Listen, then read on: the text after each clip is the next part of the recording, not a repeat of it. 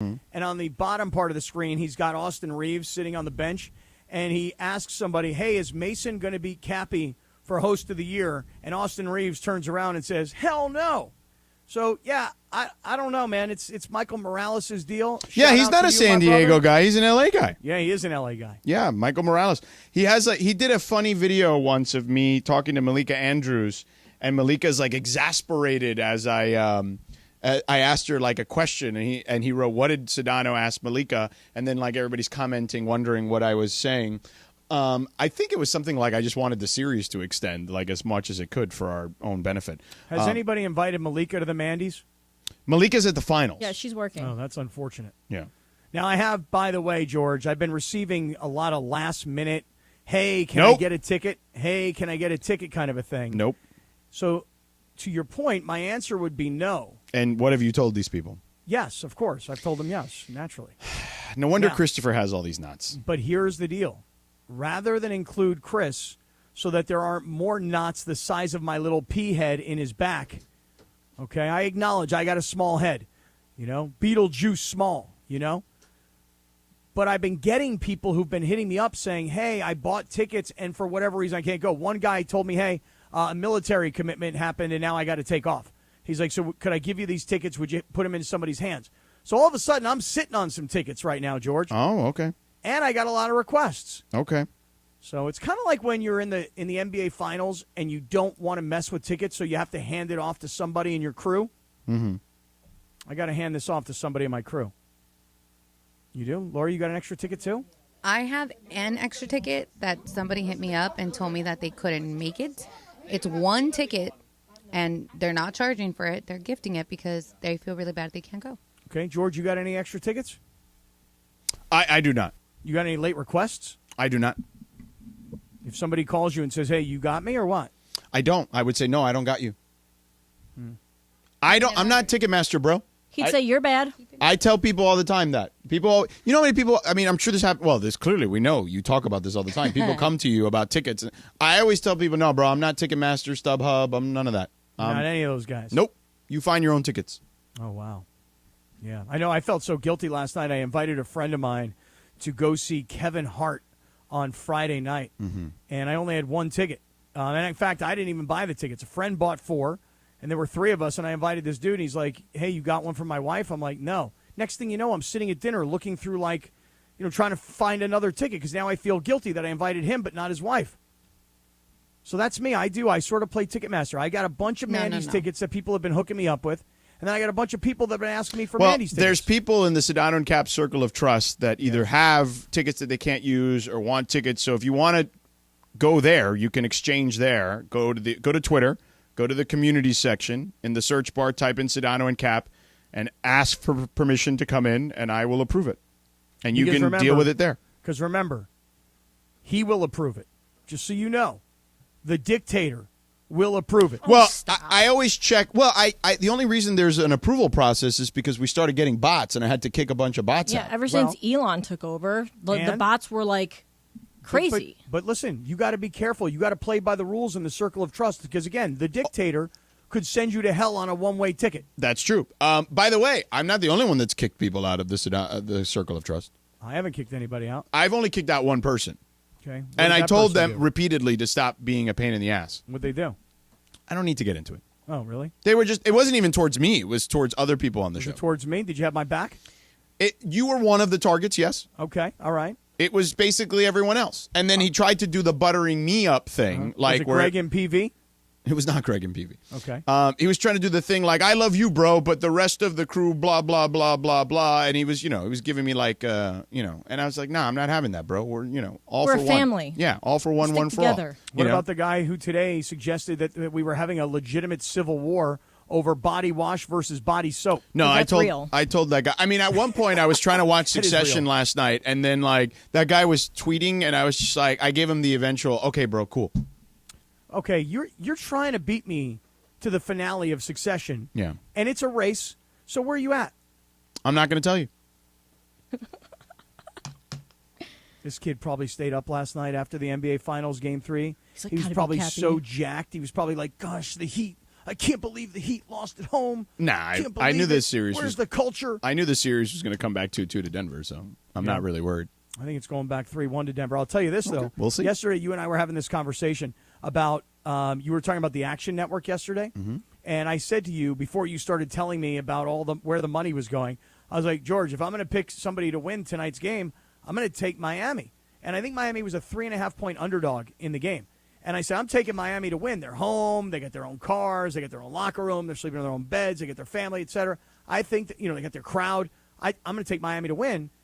And then you started telling us yesterday about that the public was on the Nuggets and the Sharps were on the Heat, and Vegas took a bath because there was way more money on the Nuggets yesterday than there was on Miami. But once you started to tell me the story about the Sharps, and the Sharps have the Heat, and all this sharp, smart, good fella money is coming in over on the Miami side, you'll remember at the end of the show, I was like, okay, that's it. Yeah, you flipped. I'm changing my pick to Denver. You did? Because if all those guys agree with me, I don't even agree with me. Right.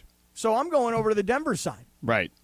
And, man, it was not going into the fourth quarter. I'm like, okay, this thing's over. And a similar scenario is unfolding tomorrow, although the difference between the public betting and the sharp betting is not a big difference. So I'm curious to see if that changes the way things – I mean, those sharps don't lose that often. They wouldn't be sharps. You know what I mean? They'd be dulls. Right. Correct. Yeah. So I am curious. I mean, listen, at the end of the day, Miami got pounded on the boards. You can't lose the rebounding edge 58-33 or whatever the hell it was. Like, that's just absurd, Yeah, and I just got to say, though, that when you go to a baseball game or you watch a baseball game, people a lot of times will say, well, every time you watch a baseball game, you see something that you've never seen before. Well, basketball's – well, actually, I believe that was the NBA's thing for a long time. They used to do the whole NBA is – remember when we were younger? The NBA is fantastic. I do. I don't remember that one. You're too young for that. I do. Yeah. But here's the thing. To have something happen last night in an NBA Finals game that has never happened ever before in the history of the game. Unprecedented. In a finals game. Yeah. If you said to me, hey, this was game 2 of 82, and look, these two guys both scored triple-doubles, and they both had 30-plus points. Like, okay, hey, great. Regular season game, played a bad team early in the season. This is the finals, and that happened. That is, I mean, historically speaking, that to me piqued my interest. Sure. I mean, somebody just sent a gross picture of some dirty feet and said that those are your feet in the Sedano Kap circle of trust. Let me take a look. They're pretty dirty. My feet are not dirty. They just have a bad toenail on my right toe. Right. My right big toe. But back to the game. Yeah, I mean, listen, they need to – Jokic is going to get his, right? I gets mines. So I told you before, right? Like, when I've had this conversation with other coaches, I told you Ty Lue once told me, like, Aaron Gordon, you can't let him go off because if he's going off, that means they're getting easy buckets, right? Like, that changes the equation some. You have Steve Kerr talking about Jamal Murray being the head of the snake. Those are the guys you have to worry about. Like, you know what I mean? Like, and Jamal Murray specifically because he's going to have the ball in his hands the most, right? So outside of Jokic, obviously. So yeah, like you got to be able to hit shots. And again, it's funny because according to Cappy, I'm going to teach you something here. You are, huh? I'm going to teach you a trained eye thing. Okay, let's hear about it. There is a thing called second spectrum in the NBA. So second spectrum is basically every arena is wired with a ton of cameras, right? And they're like video cameras. And they monitor basically every movement every single player takes, okay? And so second spectrum information is like out of this world, like accurate. And second spectrum is telling us still that for the third straight game, Miami's got great looks. They just didn't knock them down again like they did in game 1. And in game 2, clearly they knocked them down. Like, to me, Miami's offense is the problem. So if you watch this series, if I would have told Eric Spoelstra, this is a team that was averaging 123 points a game in the playoffs, okay? The Nuggets. Correct. That if I would have told you that they would have scored 104, 108, and 109, like, you probably think I've got a decent chance of at least winning 2 of those games. You know what I mean? So, yeah. But here's the thing. Like the Lakers, who when they got big performances, from an Austin Reeves or a Rui Hachimura or others, D'Angelo Russell, a couple of games, right? It's performances like last night by this kid Brown, right? Right. You can't. Right. Those are the 15 ones you points, can't account for. Right. He goes 7 for 8, and he's not just making shots. I mean, he's driving to the basket and playing good defense. Yeah. So I mean, when you have your two stars both score 30 plus, but then you have a role player who you don't expect all of a sudden score 15. And here's the other thing. Jimmy Butler basically since I don't know, game something, I don't remember in the last series, has lost more and more explosion because he clearly has tweaked his ankle enough times now after the initial one with the Knicks. In the Celtics series, it happened twice, including Game 7. He just doesn't have the explosion. Like, when you watched him in the Milwaukee series, I mean, when he was scoring 50 points, I mean, it's not like he wasn't going up against one of the best defensive teams in the league. I mean, they had Giannis, they had Middleton, they had Brook Lopez, who could have been the Defensive Player of the Year. Like, he was yamming it on those dudes. He can't do that right now because he's got zero explosion. I mean, it seems obvious to even to the untrained eye. Listen, let me tell you this, though. You talk about his ankle, and I'll give you some of that, okay? But he's also been exhausted and, like, exerted so much energy for the last – it's George, the Heat have been in this playoff battle like the Lakers were in the playoff battle. Correct. Very much so, yes. Right, they were actually very similar trajectories. Right. They were not a team that was automatically in. They had to battle their way through the play-in. They were down late in the play-in game to Chicago. You've heard that before. They've had to play against, the number one seed in their conference, et cetera, et cetera. I mean, the point I'm trying to make is it might be that he's not as explosive because of his ankle, or it might be because he's running out of gas. Yeah, I think it's more the ankle than the gas because there's more time between the finals games than there are the other series. You know what I'm saying? So, I mean, Denver was a number one seed. Denver's had a lot of rest. Denver for had sure. a lot of rest. Oh, they're before definitely this fresher. I don't think there's any question, but I think it's more like, I mean, a lack of lift is not tired. You know what I'm saying? Like, because if it was just tired, you could muster some of that stuff up once in a while, and he can't even do that. It seems like when you watch him this series. All right. Well, listen, if you think it's more ankle than exhaustion, that's fine. I don't know how bad his ankle is, but I just know how hard they've had to play for how long. For sure. I'm not saying it's not that. I'm just saying if we were doing a pie chart. Yep. Like the Kamenetsky brothers would like to do. They love the pie chart. I would say it's more ankle than exhaustion. All right. There you go. Bigger slice. All right. Hey, listen, good win, though, Denver. I mean, man, they just showed up, and it was a tight first half, and they blew them out in the second half. Really. Third quarter was insane. Like, that was the quarter. That's where they won the game. Mm-hmm. So, coming up next, Chris Paul. This thing's still not over. This Phoenix thing's not over. And now there's more chatter about where he could be, including odds on where he could be. Mm-hmm. We'll tell you who the leaders in the clubhouse are in just a second. You may be interested in this conversation is what I'm kind of leaning at. We'll get to that in 2 minutes.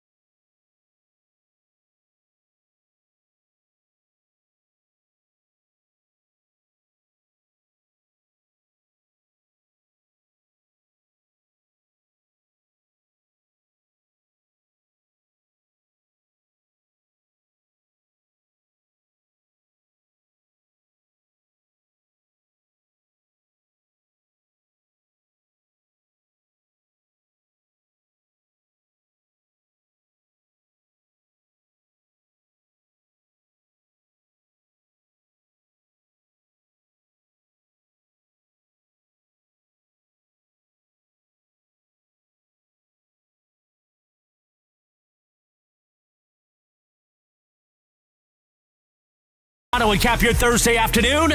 It is National Best Friends Day. Hi, Sedano. And let's start here on this day in 1985. The number one hit, Tears for Fears. Oh, man. Everybody wants to rule the world. Sedano and Kap continues your Thursday afternoon right now.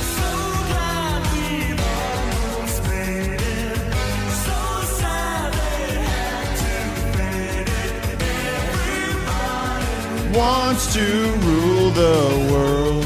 No, it is National Best Friends Day today, George. By the way, this song has been in a ton of movies. Yeah? Can I ask a question about this song since I don't think I was alive when it came out? Oh, really? 1985? Probably not, right? No, I wasn't. I was 8.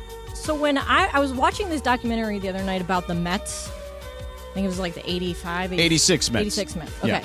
And this song was playing throughout most of it. Is there something about this song and like the Mets, or did they just choose this song? They probably just chose the song. I don't recall anything. I thought don't it was either. weird. Other than, well, it was around that time. The song came out in late 1985, so It was used excessively. yeah. So it probably was there. But it's in Romeo and Michelle's high school reunion. Love that movie. Yeah.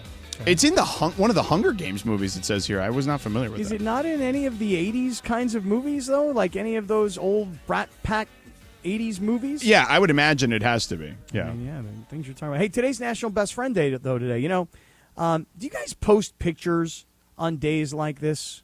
No. With No. your BFFs? No. Like, I was going to put Sometimes. one up of me and Canelo Alvarez, hell. You should have. That would have been funny. but I didn't do that today. Oh, you didn't want his guy to see it? I didn't want.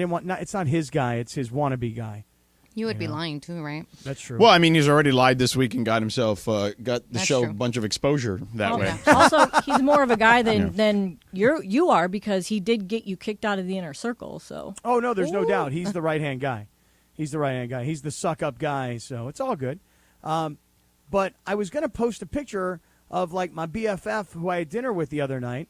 I'm having dinner tonight with some people. Yeah, and then I was like, and then if I put a picture up of me and him, like, hey, look, it's me and my BFF, then I'd be like, well, then my other BFF's going to get upset, so I'll have to put up a picture of him on the next slide. And then my other BFF's going to get upset, and I'm going to put up a picture of him on the other slide. Yeah. Or And then by the time I get to like 3, 4, 5, then I'm going to have people call me going, yo, what's the deal? I don't make the list. Come on. okay, top 8.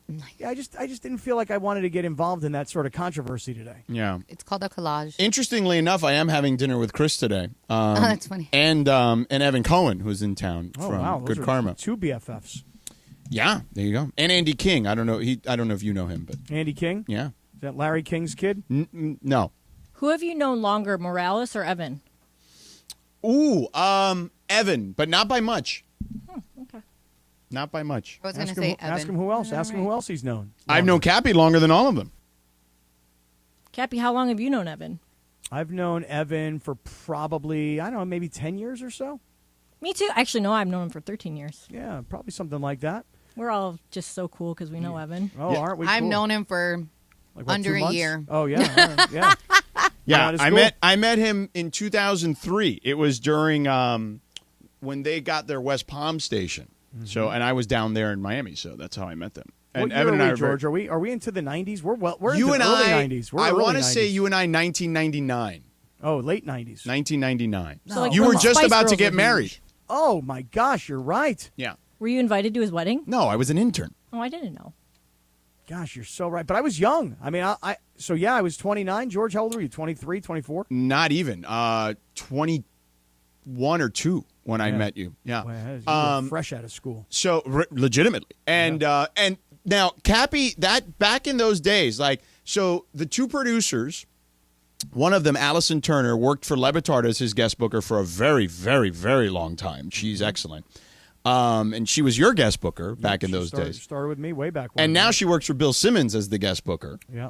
And then Dean Grossman is now an agent, but he his dad was Sandy Grossman, Right.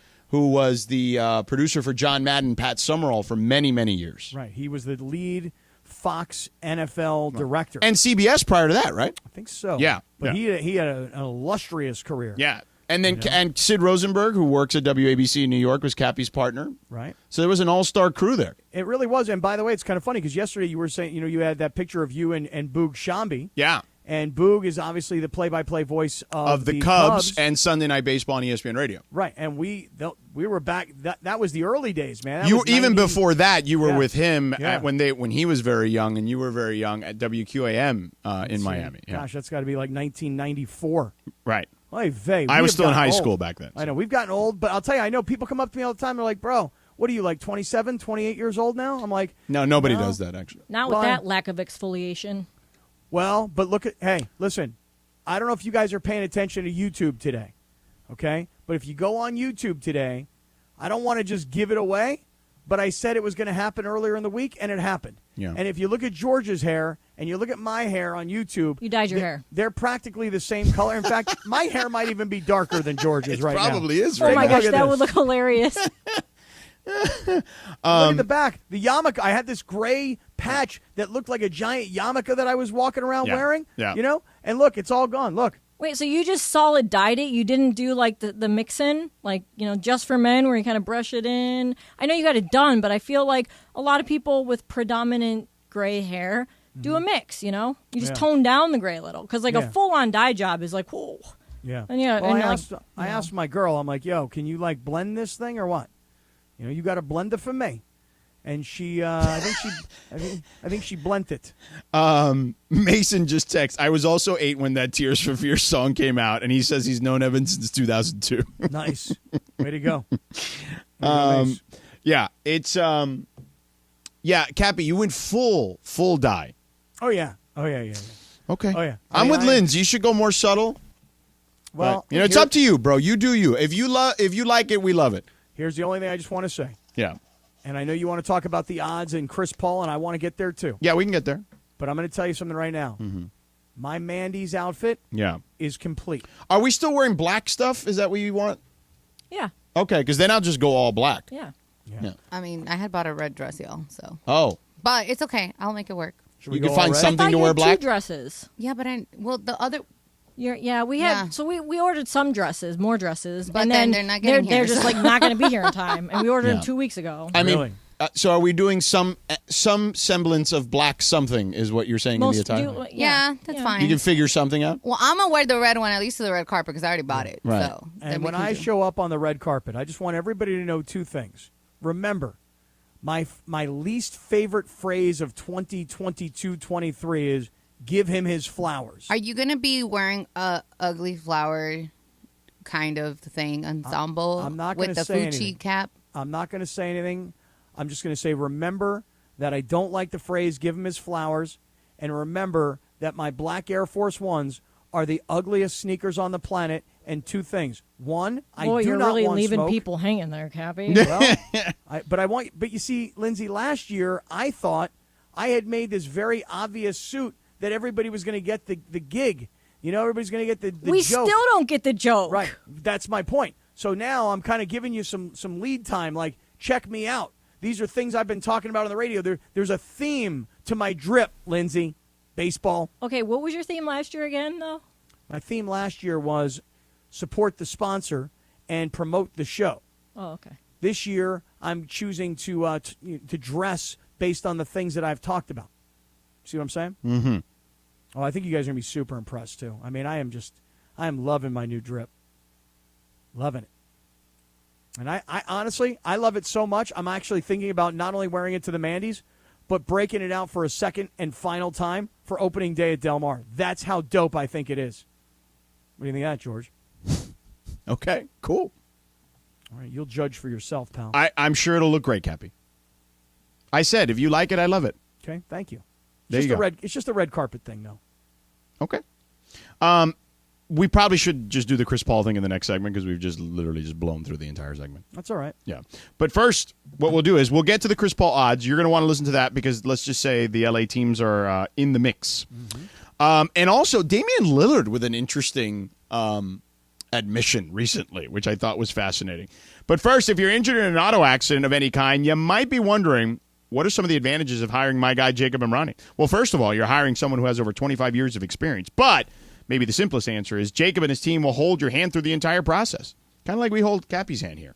Jacob will handle everything from the phone calls to the rental car to get your car fixed, find you a doctor in your area. They'll deal with the insurance company on your behalf, which, as we know, can be a huge pain in the rear.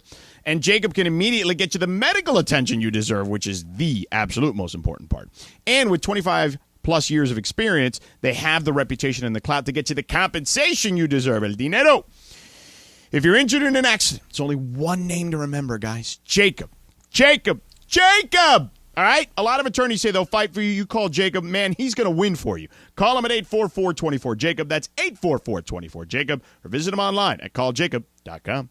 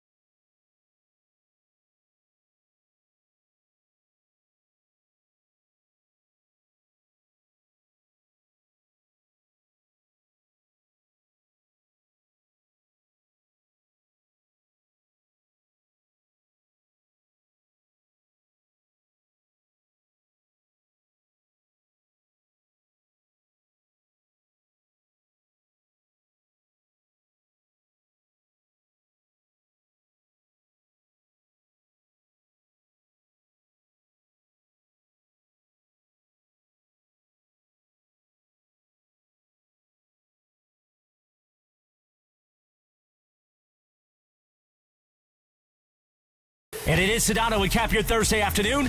Don't forget, Saturday night, coverage begins at 5:30 p.m. on YouTube and our social channels at ESPN Los Angeles. The Mandy's 2 Red Carpet Show with Corporate Greg and Clinton Yates, the Big CY, made possible by our friends at Stella Artois. Make time for the life, Artois. I like how they say that, Artois. That's Saturday night right now. And on this day, back in 1991, another 90s pop hit for Cappy. The number one hit in 91 was Extreme, More Than Words. Sedano and Kap continues your Thursday afternoon right now. Such a good song.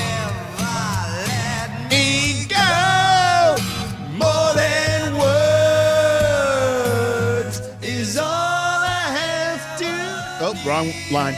You to show that you wouldn't have to say that you love me, 'cause I'd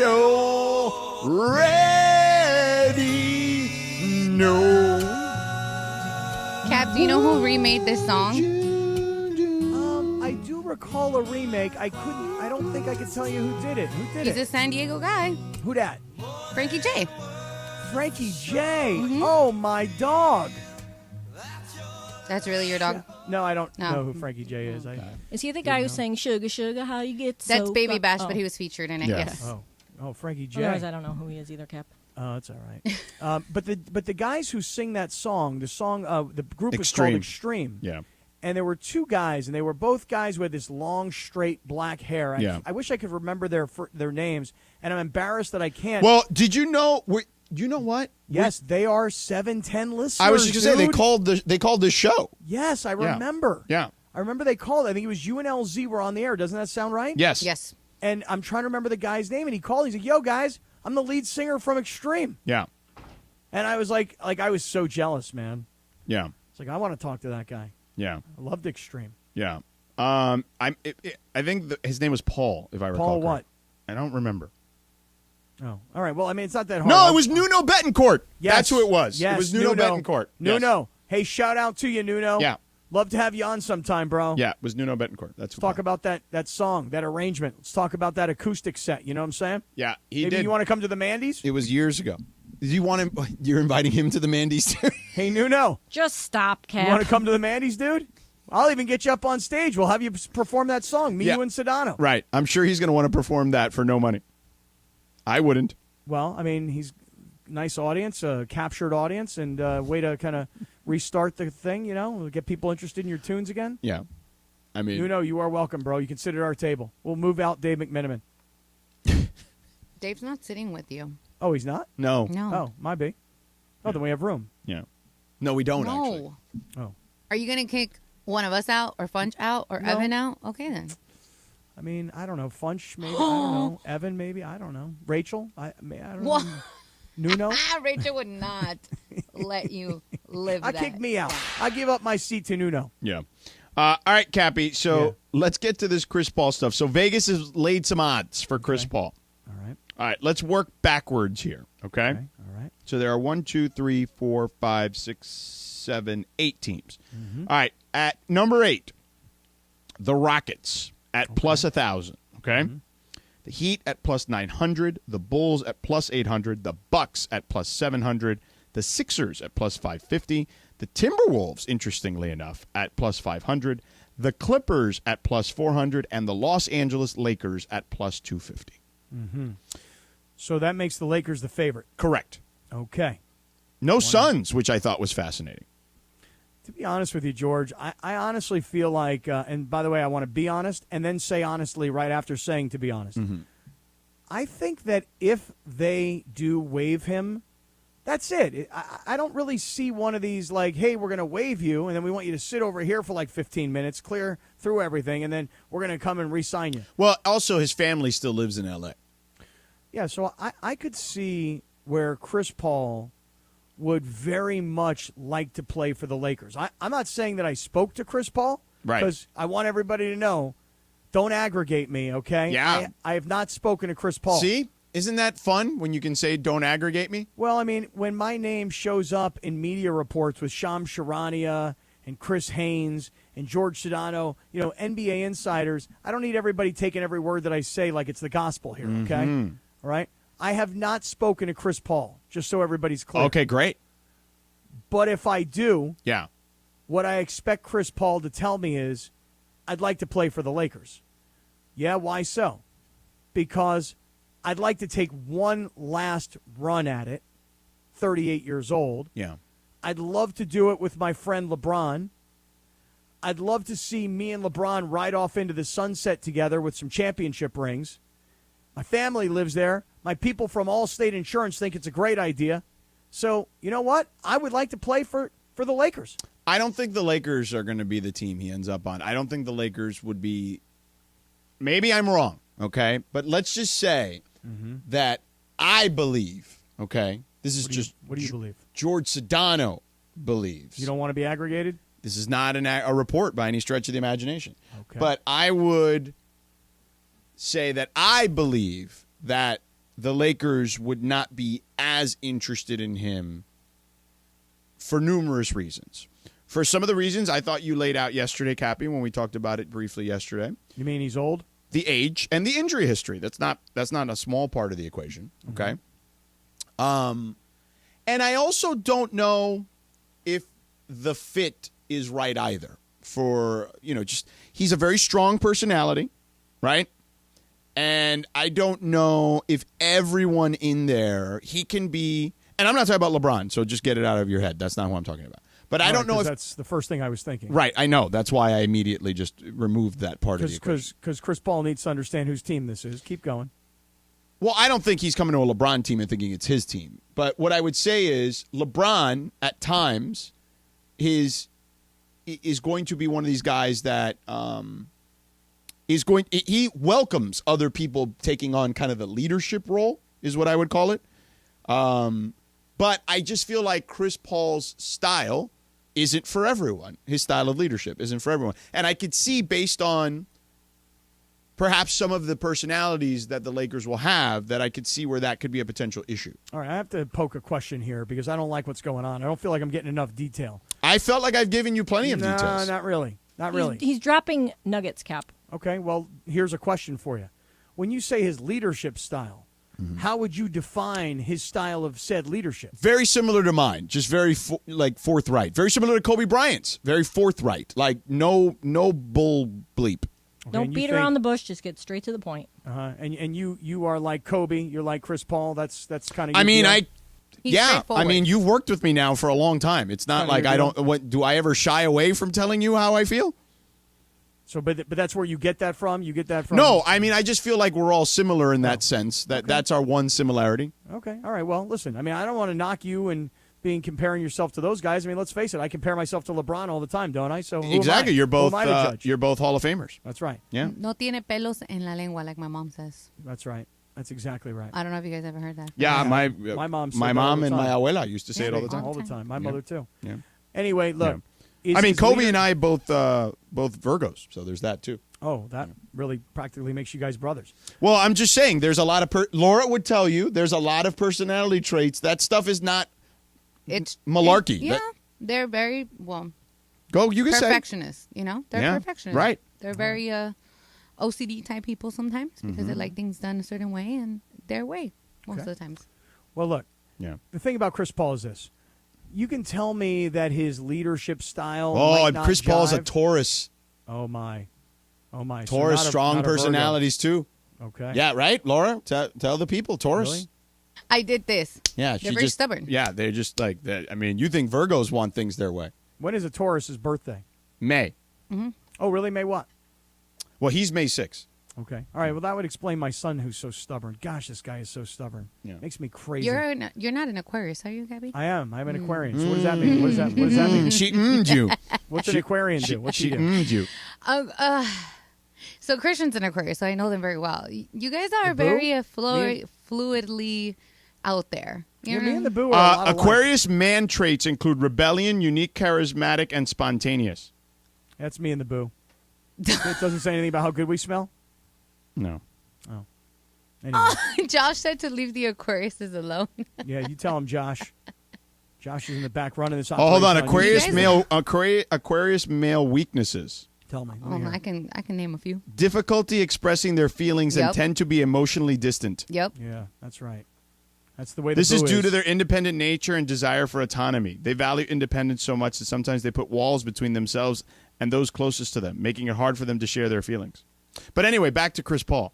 Yeah, I don't care if he's all that. But Taurus. yeah, Yeah, Taurus, tough sign. Virgo, again, very detail-oriented, want it done a certain way. So that's what I'm saying. Like, despite all that, like, I can see that being a thing, like Chris Paul in the Lakers locker room. Who could not handle him? I'm Can not- Anthony Davis not handle him? I'm just saying that I'm not singling one person out. I'm just saying that Chris Paul has a shelf life in a locker room because it's similar to a coach, right? There are some coaches, you know how we talk about this all the time, right? Coaches, and Chris Paul very much is hands-on like a coach in a lot of ways. After a while, guys, the message tunes out. I mean, it's not a secret. I mean, Blake Griffin and him and DeAndre Jordan did not end well. You know what I mean? Doc Rivers, it didn't end well. Well, look, forget about that for 1 second. If I'm the Lakers, I just don't want Chris Paul. Hey, listen. Sure. You've had an amazing career. Congratulations. See you at the Hall of Fame inductions. Good for you. But you're 38 years old. You're injury prone, particularly in the postseason. Yeah. If there are personality-related issues, so be it. But look, I'm not into 38-year-old point guards anymore because I don't want to take the risk on the age of the potential injury. Yeah. I'd rather take my risk on a younger player. Yeah. I think the Clippers are going to be where, if I were prognosticating something, I would say that the Clippers make sense. They need a traditional point guard. They also need that type of personality in their locker room. Ty Lue cannot be the only personality like that in their locker room because Ty Lue is very direct, right? Hey, this is the deal. Good, bad, or indifferent. And I think that they could use him more than the Lakers. Lakers don't need any more personality. Lakers have one guy who is the personality of the organization. They don't need another guy who thinks they're the personality, because we already saw how that worked out with Russell Westbrook. I'm not telling you Chris Paul will be as much of a pain in the ass. I'm just telling you, you need everybody to know you're playing on LeBron's team. That's it. Not, hey, I'm going to the Hall of Fame too. Listen to me. It's LeBron's team. Even if Anthony Davis is supposed to be the best player. They're supposed to run everything through him. There's still more, LeBron's the team. Chris Paul thing could help the Lakers solve a couple of other things, though. We'll get to that coming up next. Plus, I didn't get to the Dame Lillard stuff. He said something that I thought was pretty wild. Like, he's been very coy about his where he wants to be next. And he was not coy at all recently in a podcast. So we'll get to all that coming up next.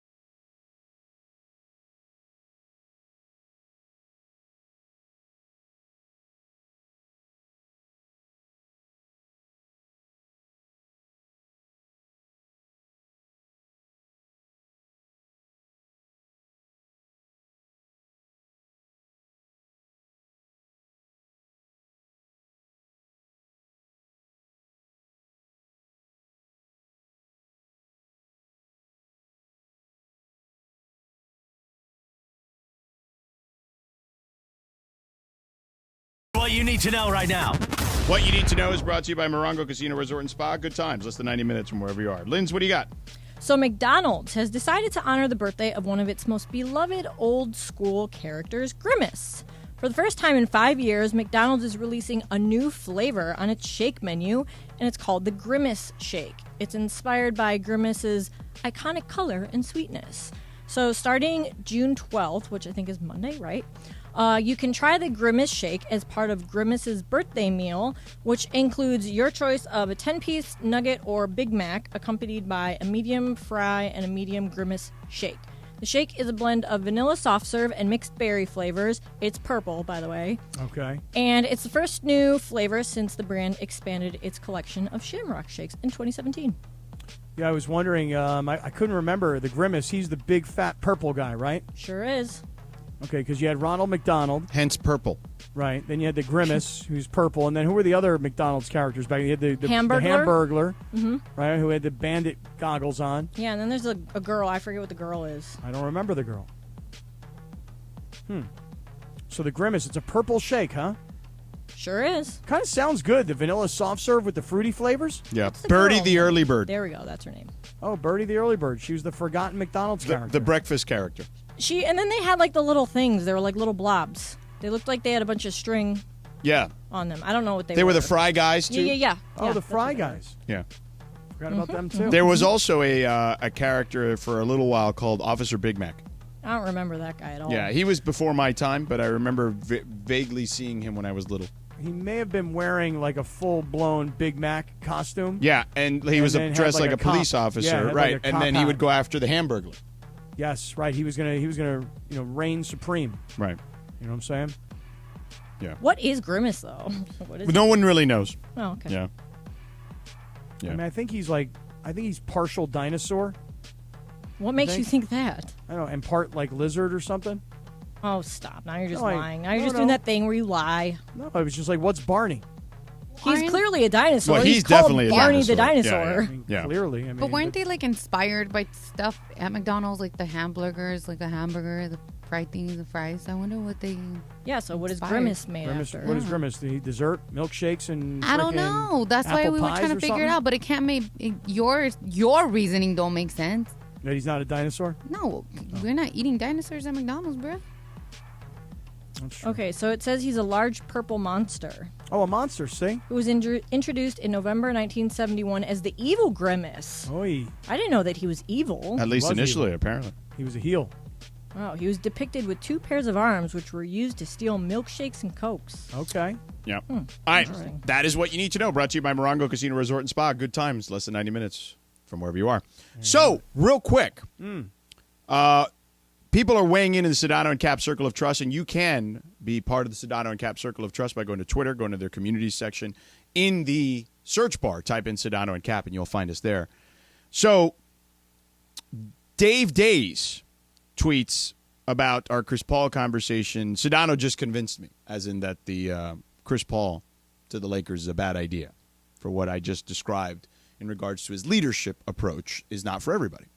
And I say that respectfully because I think Chris Paul, I just told you, I think his leadership style would be perfect for the Clippers based on their roster makeup.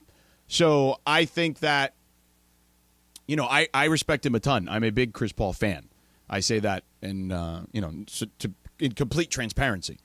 But I too understand, though, that it just doesn't always work with every kind of other personality. Well, when you say that the Clippers locker room could handle a Chris Paul, listen, the Clippers locker room, the star player of the Clippers organization is Kawhi Leonard. Correct. And Kawhi Leonard doesn't play in enough games and doesn't have the vocal personality to be for the Clippers what LeBron is for the Lakers. And LeBron doesn't even have to say a whole lot. Everybody just already knows this is LeBron's team. When Russell Westbrook went across the hall, the reason a personality like his can be less of a pain in the ass to them is because they don't have the strong personalities that the Lakers have, so they bring one in to a room that doesn't have that already. Correct. Chris Paul could walk into the Clippers locker room and be that guy, Well, he was the franchise face for a long time, too, But- on top of that. There. but he can't walk into the Lakers locker room and be the same character in the Lakers locker room that he can be in the Clippers locker room. Yes, that is, you know what, Cappy? That is very astute of you to point out. See that? See that? That is All it took was Barrett Sports Media to write a column with you and me and Shams and Haynes in the same story. once I became like nationally relevant in the world of NBA coverage, Well, I think you're taking it a little liberally. I've decided to take it to the next level now. You know what I'm saying? I've decided to take my analysis to the next level. Because now I want Shams Charania to care about what I say. I want Chris Haynes. And probably more than anybody else, I probably want to have a different conversation with Rachel Nichols based on the last time she and I because met up. what did she say to you when you saw her? You approached her, right? Well, she looked at me and I looked at her and we made eye contact. Yeah. And she actually was the aggressor when she said, I see you around everywhere. Who are you? And I said, hi, I'm Cappy. And she said, well, I'm Rachel. And I said, I know who you are, girl. And she said, what's your deal? Like, what's your story? Why are you always around? And I'm like, well, I'm over at ESPN 710. You know your boy Sedano. Me and Sedano make a little afternoon team. And she said, I'm the biggest George Sedano fan there is. And as she did that, she looked at my head, she looked down at my feet, and she walked away in slow motion, looking back at me. And she was like, I'm the biggest George Sedano fan there is. But I intend to turn Rachel Nichols into a Cappy fan. So, Rachel, if you're listening, we should get Rachel on. Right. Chris Paul has the kind of personality that works in the Clipper locker room but doesn't work in the Laker locker room. You know what, Cappy? I'm with you. I mean, oh yeah.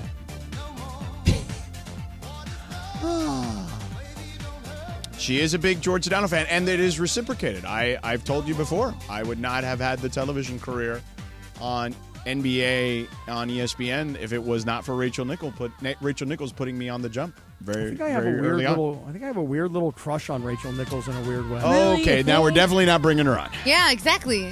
Why? Yeah. He said it last time. Yeah, the first time we talked about this, Cap, we were like, why do you have to make everything into that? You know, why can't it just be like an interaction between a Cappy and a woman? No, it's just that I remember her as a writer early in her career At the Washington Post? No, but wasn't she Before also the Sun Sentinel, the she's South in Florida Sun right, Sentinel. and I read that newspaper all the time, so I remember her as a young person. Yeah. Then I obviously remember her, for all of her work at ESPN. But I feel like she's the kind of person that I might have gone to summer camp with, Like she's that. I feel like her summer camps were probably a little different than your summer camps. Really, what kind of summer camps did she go to? I feel like because while you have certain things in common from your backgrounds, I feel like her background is a little different than yours. Yeah, she come from a lot of money. I mean, I don't know. I'm just saying. I come from. I don't come from any money. Right. Well, definitely more than she you. Came from privilege, huh? I didn't come from. I wouldn't call it privilege. I would just say that more than you. Yeah. See, you guys always tell me how cheap I am, and I don't like to pay for things. You are cheap. Did you ever send your kids to summer camp?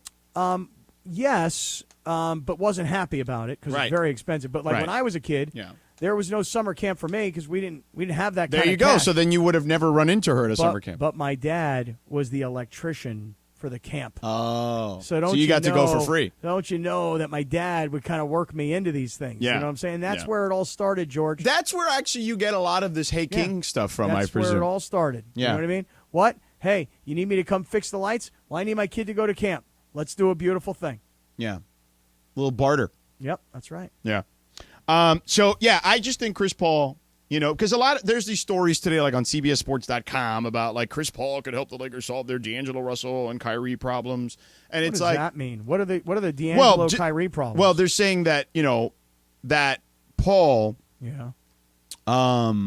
would, their assumption is Paul would want to play close to home and play with LeBron and win a championship, and the Lakers are more of an ideal fit, and D'Angelo doesn't fit with what they're trying to do. And then obviously Kyrie is still looming, but let's face it that, most people don't think that's a good idea. And so this would be an easy solution is what they're referring to. I don't think it's that easy, to be honest with you, for the reasons I've already established. I'll tell you this, the more and the further we get away from the end of the Lakers season, and the more we just use the name D'Angelo Russell, while I was obviously really, really disappointed in the way D'Angelo Russell played or didn't contribute, especially offensively against Denver, there's a part of me that thinks that the Lakers are probably going to find a way to sign him. Yeah, because they got to trade him, though. Yeah. Well, right, but even if it's not like a sign and trade immediately kind of a deal. No, eventually, yes. My point is that if you don't have him, you don't have him as an asset. Correct, 100%. So you gotta sign him. Yeah. You gotta utilize him as best you can. Yeah. And then if he's not for you, then you gotta get on with it. Yeah. But you can't just let him walk. No, yeah. I mean, I feel like we kind of discussed that.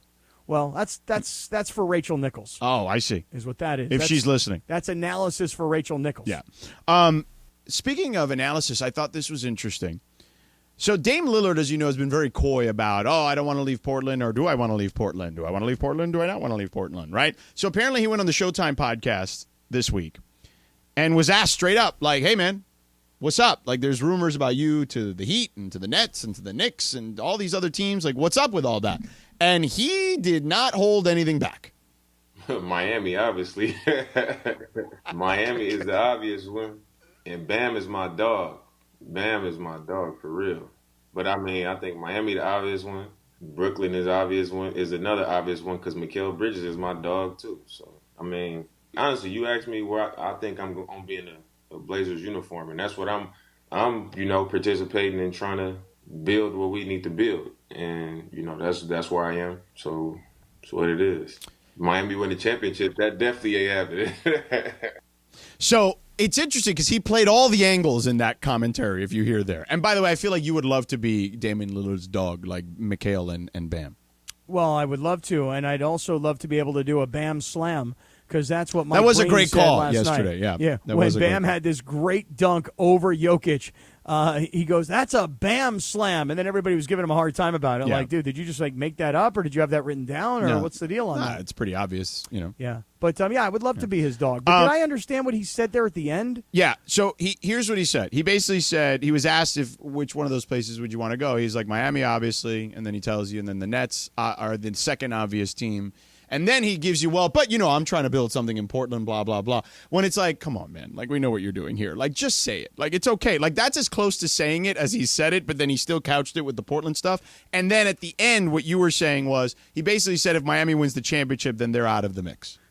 Listen, if Miami wins the title, which, by the way, I still think Denver's going to win, but if Miami wins, Dame Lillard not wanting to join Miami after them winning a championship makes all the sense in the world to me. Well, because everybody gave Durant grief. Right.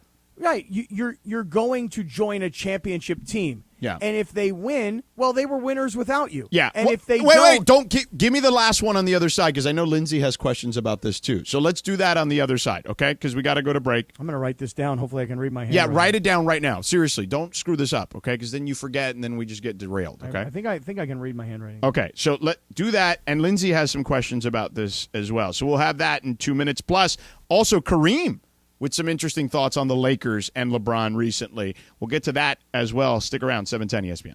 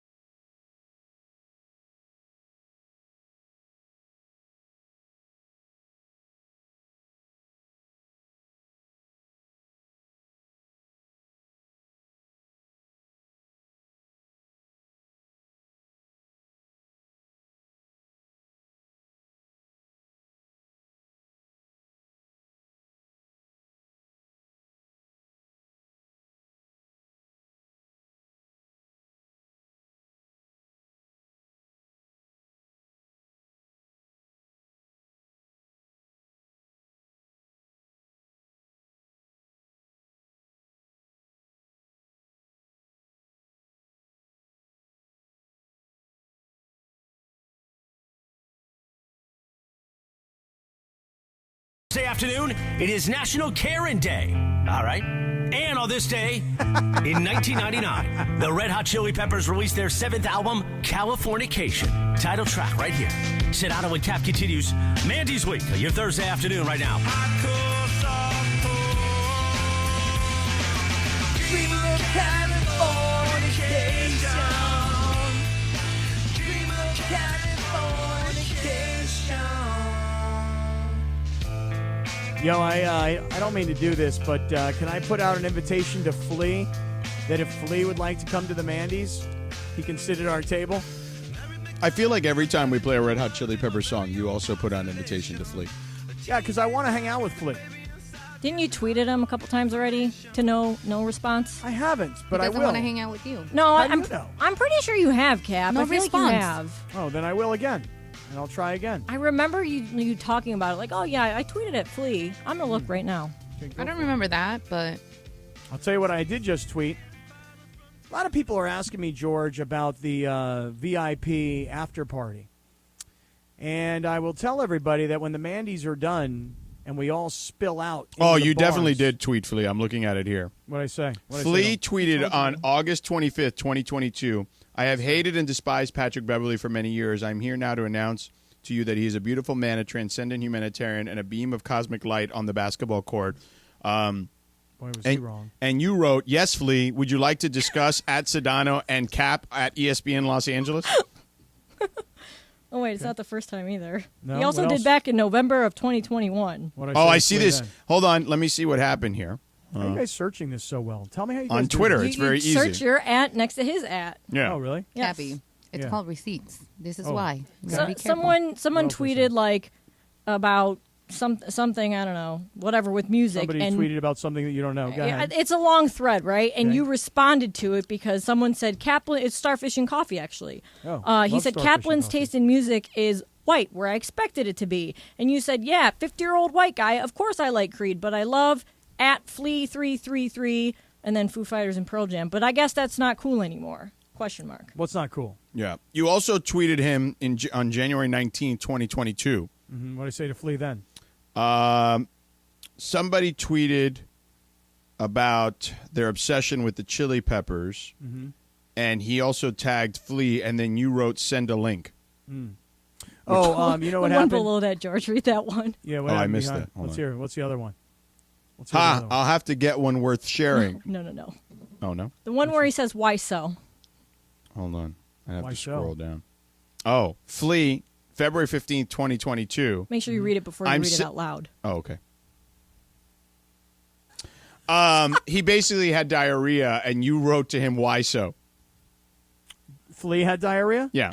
And I asked Flea why he had diarrhea? Yes. You literally talked about his diarrhea. And you literally just wrote, why so? Yeah, I mean, maybe he ate something wrong. Maybe he, I don't know. Who does that? September. People who have diarrhea issues. Hold on. September 22nd, 2021, listening to Jane's Addiction, the live bleep from 1990 making me cry, such a beautiful moment in time. And you wrote, what song are you feeling? You've tweeted him a lot. That's There's basically a the lot. point. There's seriously like an entire page of them. Well, hey, I want to say this to Flea right now. Hey, Flea, if you would like to come to the Mandy's on Saturday night and be my guest at our table, we will move out Dave McMiniman for you, sir. Why are you moving on McMiniman for everybody? Low you totem invited pole him. guy. I know I invited him, but he's the last guy in.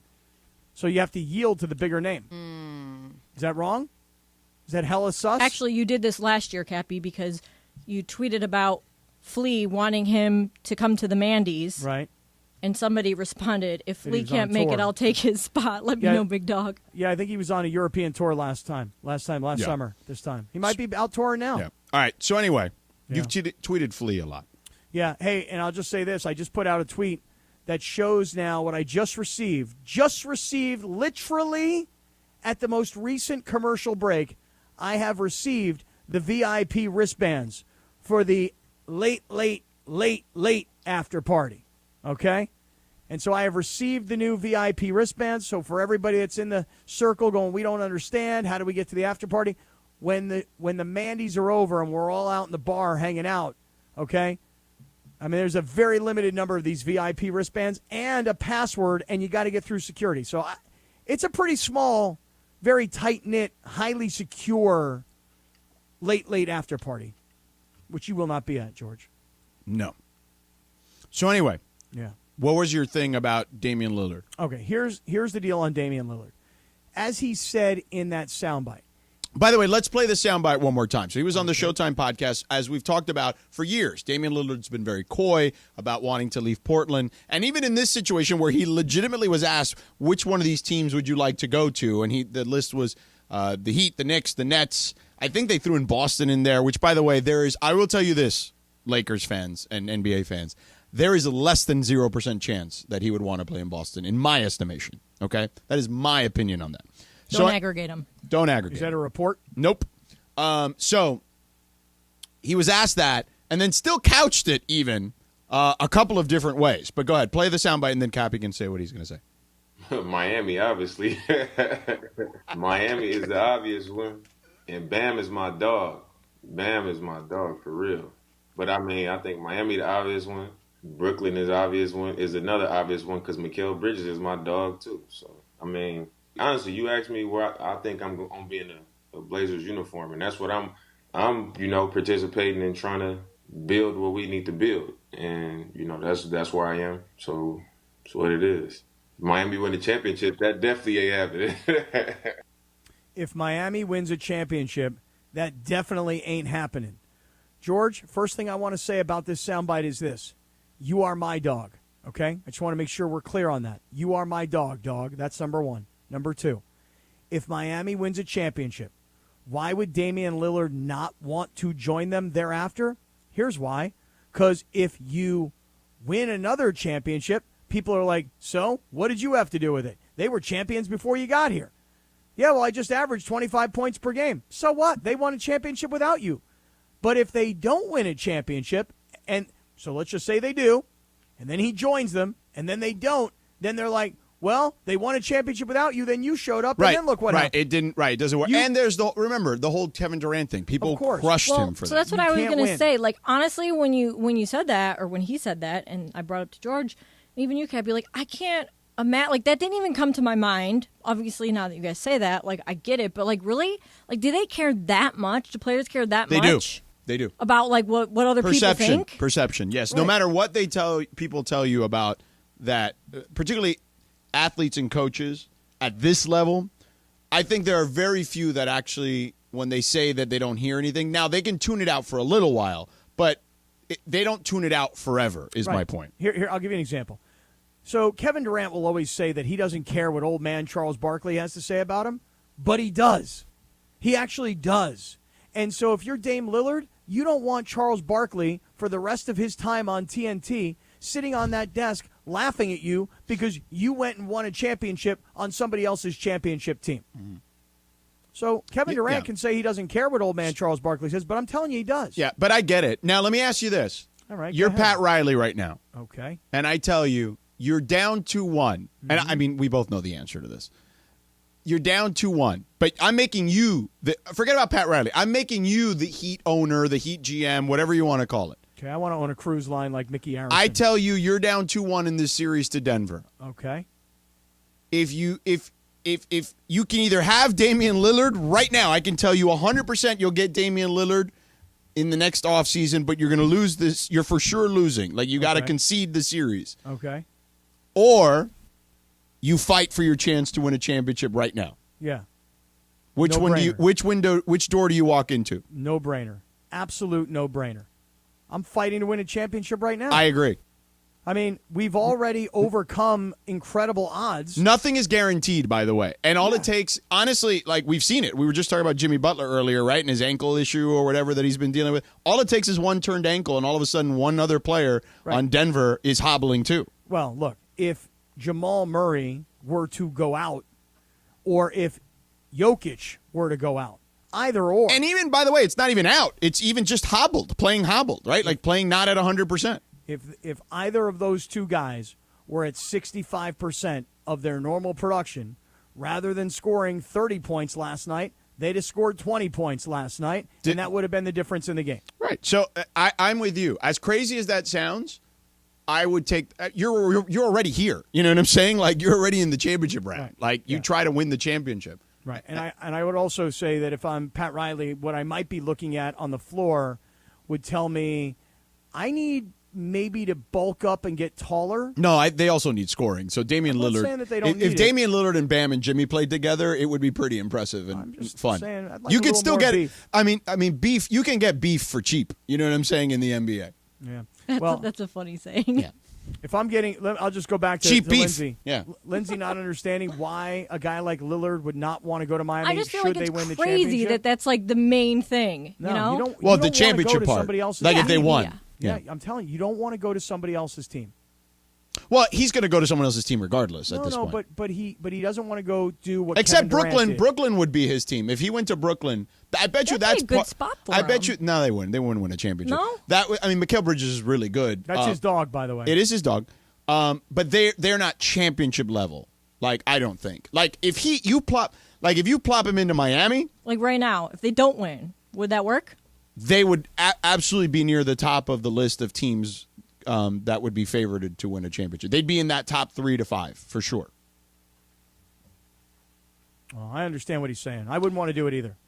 But I get it. I'm with you. I'm 100% in agreement. By the way, funny tweet that rolls in From from who? Kent McGrath. Okay, what's up, Kent? New segment idea. Crazy bleep. Scott Kaplan tweets celebrities. I like that.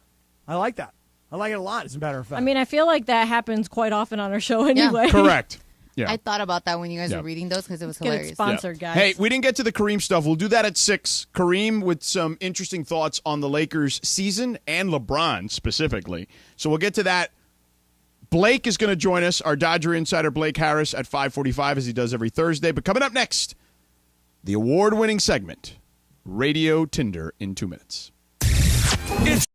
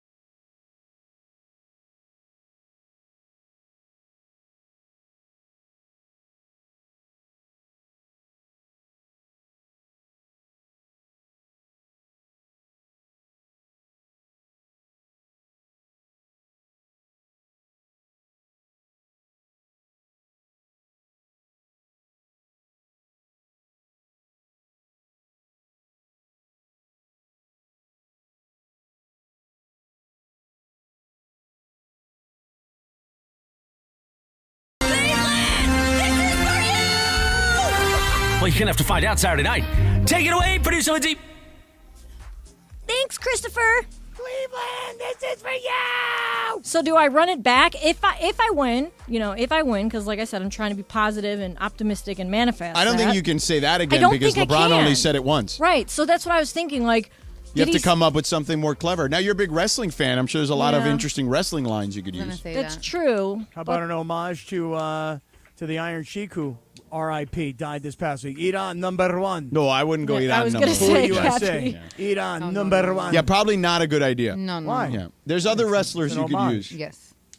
Pooh USA. Maybe I'll go like Hogan heel. You know, Yeah, something maybe, like that. or The Rock or something. Oh yeah, I'll have to think about Call it. everybody a bunch of you need to put some jabronis? thought into Yeah, your Rudy Poo candy asses. it. Jabronis. I love that word. Are you going to call producer Emily a jabroni? No, she's not a jabroni. I just didn't know. I know there's a rivalry there. But it's a respectful one. Calling her a jabroni would make it if we're- less respectful at that point. Oh, it is? If we're a rivalry, never mind.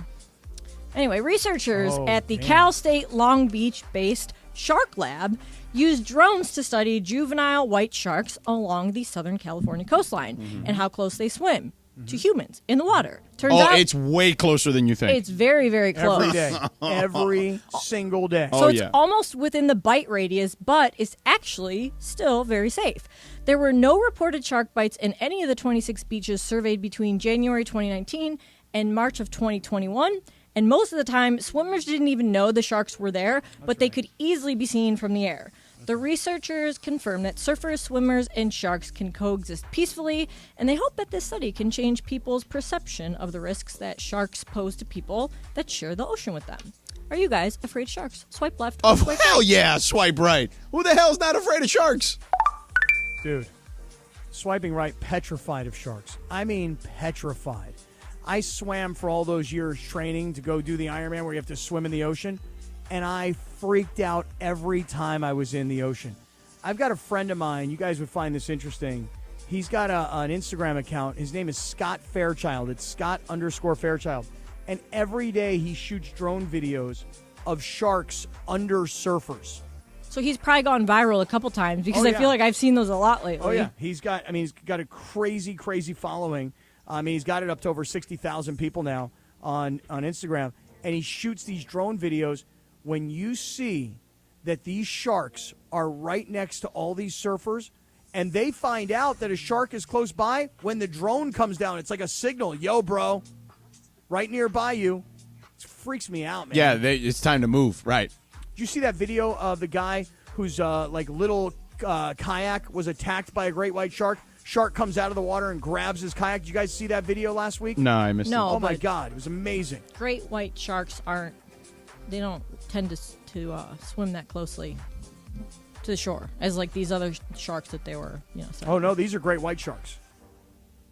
But they don't, I'm saying like they don't like, normally they don't tend to swim super close to the shore like other types of sharks do. Gotcha. All Like right. those are further out in the ocean. I think they like cold water maybe.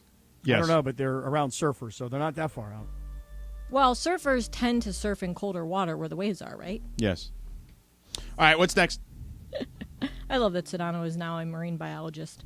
Less than 24 hours after it was revealed that the NFL was investigating Isaiah Rodgers for betting on NFL games, Albert Breer reported that the league isn't just looking into that Colts cornerback. Breer indicates that a number of players could be implicated across the league, not just Rodgers or others who have already faced penalties. So in other words, this is far from the last that we're going to hear from the league about sports gambling violations in the NFL. The NFL is being very careful with how they want to proceed, knowing whatever punishments they hand down could potentially set the tone for future gambling punishments. Do you guys think the NFL's current gambling policy is too strict? Swipe left or swipe right, Kepi? I'm going to swipe right. I think it is too strict, but here's what I mean. I find it so incredibly hypocritical Yes. that players are going to find themselves suspended for gambling. Now, if you told me that Aaron Rodgers was gambling that the Jets were going to lose, I'd have a monster problem with that, wouldn't you? But if you told me that Aaron Rodgers was betting on the Cal football team to beat the USC football team, I don't have a problem with that. Do you? Yeah, right. I agree with you on that. And I think it's hugely hypocritical because of all the money that they're taking in from all these gambling companies, et cetera, et cetera, et cetera. So I'm with you on that. I also will swipe right. I think that it needs to be specific to the NFL. And that's it. So I guess a lot of these violations, or at least like the most recent ones with this guy, he admitted to gambling on a college football game like while he was in the parking lot of the team facility. And to me, I feel like that's kind of like bullcrap. Like that's kind of a dumb thing for him to get in trouble for, I don't know, that's just me. Yeah, this whole idea that he could have been at his apartment but instead he was at the team facility. In his car in the parking lot, which is, So therefore, It's you still were his own- on team yeah. grounds and you can't gamble. It just sounds so hypocritical that NFL owners would have investments into these monster gambling operations, and yet players are getting suspended for what the NFL is now promoting. right. To your point, they've changed, obviously, the rules as far as like what they're allowed to advertise and partner with and et cetera, but they have not updated the league's gambling policy to reflect that. So I feel like if they're going to be able to do all that and change the rules because, they're the owners and they can do that, then I think that they need to they needed to revise the entire gambling policy. Yep. In my opinion. Next. Bryan Cranston announced that he plans to take a break from acting in the next few years to spend more time with his wife. In an interview with British GQ, the 67-year-old Breaking Bad star said that he planned to take the break in 2026 and maybe move to France. He said, quote, "I want to go for day trips and have the fire in the fireplace and drink wine with my new friends and my wife and not read scripts." The actor told the magazine that he wanted to put his wife of 34 years first after she supported him throughout his acting career. So when you guys decide it's time to walk away from radio, TV, the Cappy Cast, all that stuff, and fully retire, what do you plan to do? Oh yeah, travel for sure. I will probably purchase a second home somewhere. Where? Do you have any ideas? I don't know now, but somewhere. France? Somewhere, not France. Maybe, I don't know. Somewhere where I would want to spend a majority of the year or a good portion of the year, right? Preferably, look, I'm just spitballing off the top of my head, somewhere maybe like Hawaii, like for the wintertime. Yeah. You know what I mean? And just be like there and just, kind of away, right? And just enjoy like drinks and surf and beach and No sharks? outdoor stuff. Yeah, I that would be like off the top of my head if we're spitballing something that I would love as an older person. Yes. I don't think I'm ever going to retire. I think I have a fear of retiring. I had a friend of mine, I swear to God, totally true story. This guy retired on like a Friday, went out to the desert to go to whatever PGA Tour event was out in the desert, and I swear to you, I'm not joking with you, retired on Friday, dropped dead of a heart attack on Saturday. Wow. Younger guy. You think, but he didn't drop dead because he retired. Was he in No. good shape? He was. I That's know. crazy. I just have this like weird fear of retiring. Because of that? That and a couple So you're others. saying the Cappy Cast is going to be an infinity thing, like No, I'm not sure about that. I just think. I mean, that- you could do the Cappy Cast from anywhere. True. Are you True. afraid because you think like, oh God, I'm getting old and like I'm so old that I'm retiring, so I'm No, I think close it's to more, croaking? No, more like if I retire and I'm not like using my brain, I'm not like active every day. I'm Yeah, not but if you're thinking traveling about and something. learning Yeah. and learning new experience and doing new experiences and Hobbies. learning places, like visiting places and learning about that, you're still using your brain. Yeah. If I'm Bryan Cranston, by the way, hey Brian, and listen, gosh, man, we really appreciate all the voice work you did for the Mandy's, and it's awesome. But I'll tell you, man, you don't even have to retire. Just say, hey, I'm going on vacation for 6 months. You know, I mean, you can always come back to it. Just don't bother me for 6 months. Leave me alone. I don't want to read scripts. I want to go to France, drink wine with my new friends, hang out with my wife, etc. And by the way, I think he means forever, though. I don't think so, man. Good role comes he, up. He is and- 70. Is he really? Is Bryan Cranston 70 Yeah. years old? Really? Yeah, man. I didn't know that. I Yeah. did not know that. Wow. Well, But I do like the I idea. did not know that. That is weird. I do like the idea, George, of getting a house in Florida No. eventually and making that my permanent residence so I can get all the tax benefits of Florida. And then I only have to be there 6 It's not, months. there's not a lot of taxes in Hawaii. Oh, I don't know anything about the taxes in Hawaii. I haven't studied them. I'm sure you have, but I haven't. So, yeah. Well, I'm just telling you. You're all it's right. all my family's still down there, you know. I could see Yeah, it. but by the time you retire, is all your family going to still be down there? I mean, what are you saying? My parents are going to be dead? By the time you By the retire? time you retire, like, you should be your parents' age now, right? I guess so. Oh, my parents are kind of young still. How old are they? My father is 75, just turned 75. That is young because my dad is 70. Yeah, my mother is 73, maybe. Yeah. Okay. All I know is my grandpa, rest in peace, love my grandpa. R.I.P. He did not retire until I think it was like 3 or 4 years before he passed away that actually like finally completely retired because he was a business owner and he just Could not give that up. He was an Yep. entrepreneur to the end. I know. I literally just had a friend of mine who's married to an older guy, and he just retired, just sold his business. He's like 85, this guy. Yep. Like 85. Just sold his business. And like my biggest fear from him is that he's just going to die. Hey, true story. I swear to you guys, totally true story. My next door neighbor, directly next door, 75-year-old guy, doctor, retired a year ago. Like 2 weeks ago, his wife told me he just from out of nowhere died. Sounds like this. I mean, I guess if I'm you, Cap, I'm probably this. I'm not This is gonna a little retire. bit of a fear because Yeah. now that you know multiple people that this has happened to, Right. where they retire and then they die. Like, Yeah. yeah, I kind of get it. Yeah, not retiring. Cappy casting for life, baby. All right, that is Radio Tinder, brought to you each and every day. Award-winning Radio Tinder by our friends at Tequila Mandala. Always swipe right on Tequila Mandala, award-winning small batch premium sippy tequila made from the finest mature agaves. Available everywhere fine tequilas are sold, and you can check out Tequila Mandala when you go to the Mandy's if you're there. Demand the extraordinary with Tequila Mandala. Blake Harris, our Dodger insider. Is this the end for Noah Syndergaard as a Dodger? How bad is this bullpen? All those questions for Blake in 2 minutes. It's Mandy.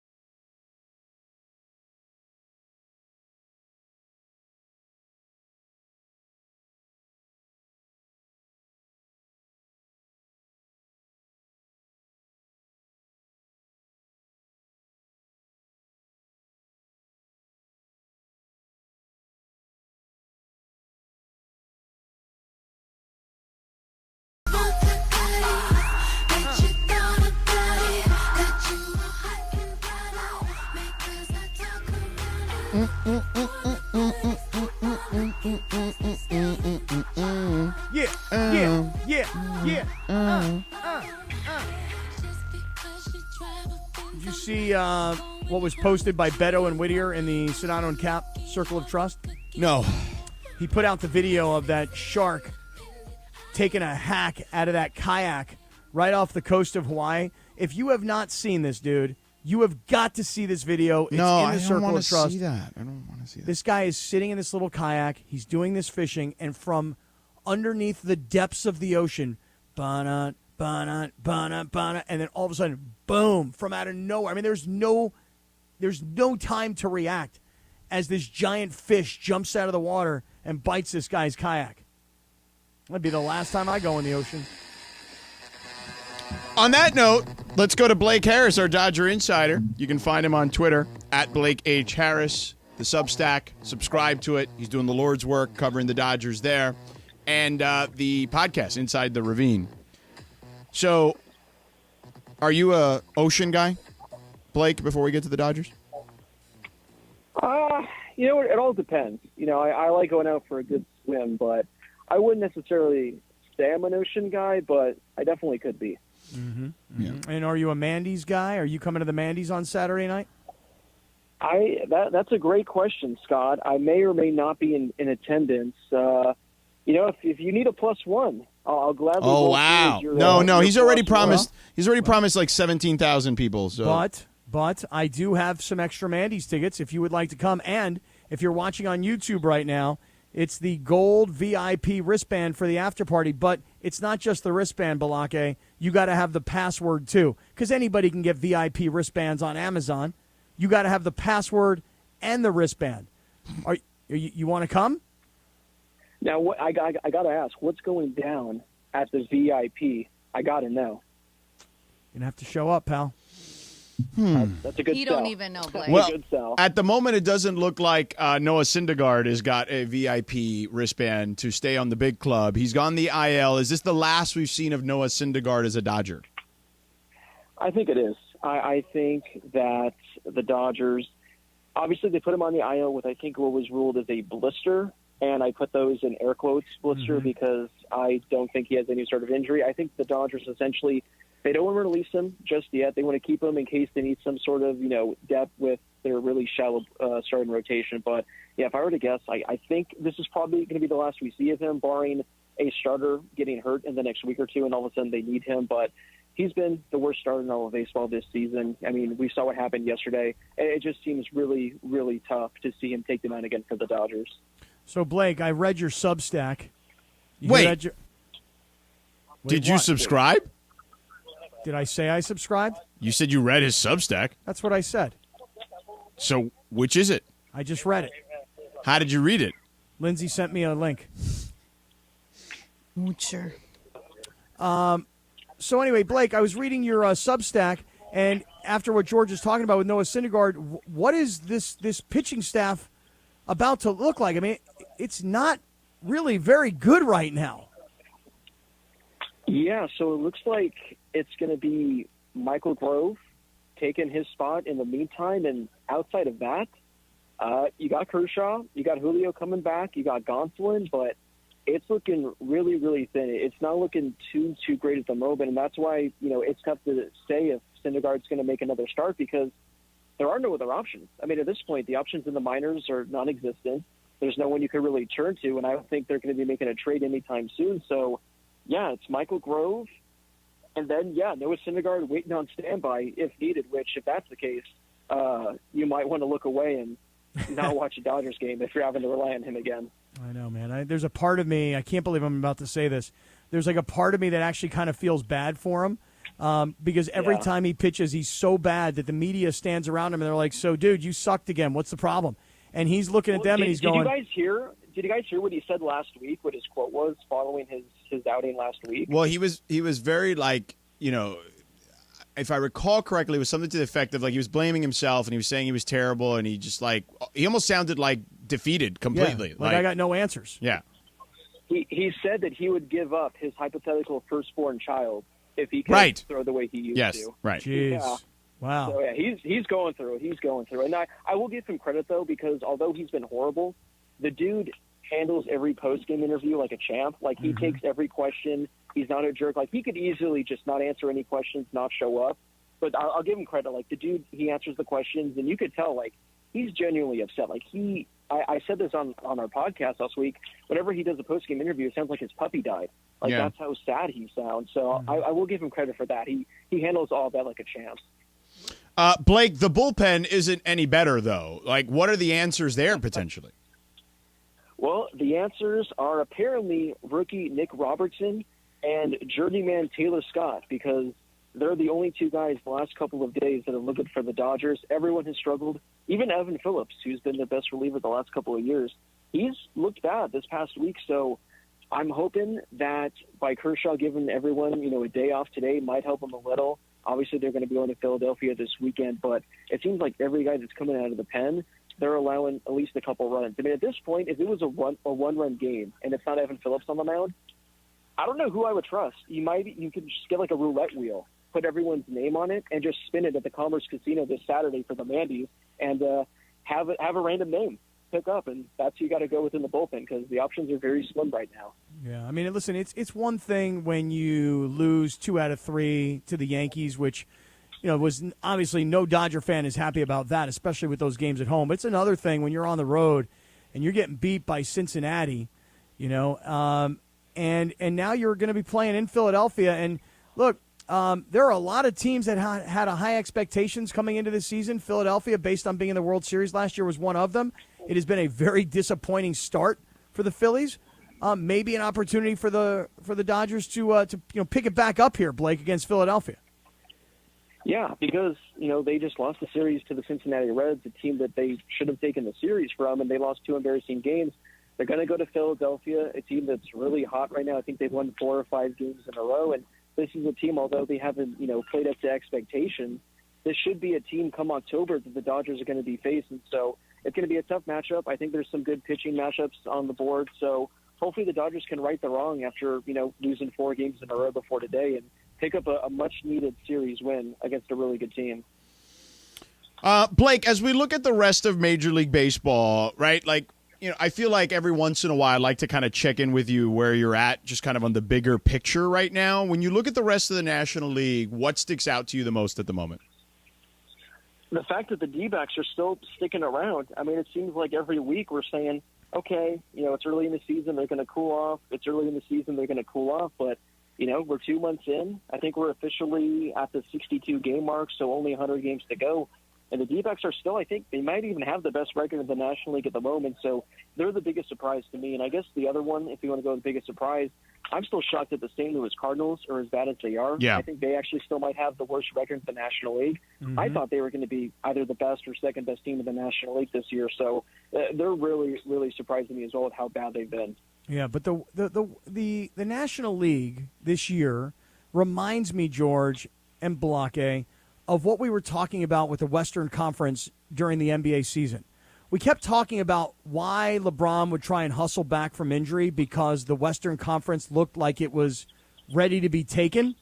And when you look at the National League, nobody's gone running away. And, very frankly, teams that you expected to be good have not been. And while they may be sitting in 4th place or 5th place in their division, they're actually not that far out necessarily from the wild card. And I know it's super early to be talking about playoffs, but the National League is reminding me of the Western Conference. That's actually an interesting analogy, Cappy, because if you look at the National League, there are a couple of teams that are where you would expect them to be. The Braves and Brewers, right? The Dodgers, even though they're not in first place at the moment, are right there. You know what I mean? But then you have the Diamondbacks, to Blake's point. You've got the Pirates only a game back of the Brewers, and the Marlins are only a couple of games back of the Braves. So there are some teams here surging at the moment that you're like, oh, wow, I didn't expect those teams to be in the mix. Right. That's right. And, the Mets and the Phillies, teams that you did expect, aren't. Teams like the Padres that you expected thus far are not sitting 4 games under 500. So, I don't know, Blake. I don't know if you were watching the NBA close enough to understand the comparison from the Western Conference to the National League, but that's how I'm seeing it. No, that's spot on. I mean, yeah, I was deep into the NBA this year, and the Western Conference was just an absolute bloodbath. And that's what, it seems like the National League's going to be so far this year because, as you guys mentioned, the wild card, I'm looking at the standings right now. You obviously got the 3 wild card teams. You got what? It looks like 5, 6 teams that are all within 4 games of each other. So I think this is going to be a competitive race these next couple of months because obviously you got the Padres who are 4 games under. They're going to improve. The Mets are 2 games under. They're going to improve. The Phillies are 2 games under. They're going to improve. So there's going to be a lot of competition in the second half. And I agree. I think it's going to be like the Western Conference where the wild card standings might be changing on a night-to-night basis. Blake Harris, our Dodger insider, MLB insider, joins us every Thursday at 5:45. Follow him on Twitter at Blake H. Harris and subscribe to the Substack. He's doing the Lord's work there when it comes to the Dodgers, as I told you. Don't be a cheapo like Cappy and try to borrow Lindsay's account. Get yourself one of your own. And, of course, the podcast Inside the Ravine. Blake, hopefully, if you do need a Mandy's ticket, ask Cappy because I'm not Ticketmaster. No, I'm not either, but I've got a bunch of listeners that keep giving me tickets because for whatever reason they can't come and they want me to hand them off to people that would enjoy themselves. So, Balake, if you want to come I can't kick Dave McMiniman out of our table for you, but we can get you there. Sounds good. I'll see what I can do to get this gold bracelet, but I might see you guys there. All right, pal. We'll talk to you soon. There he is, Blake Harris.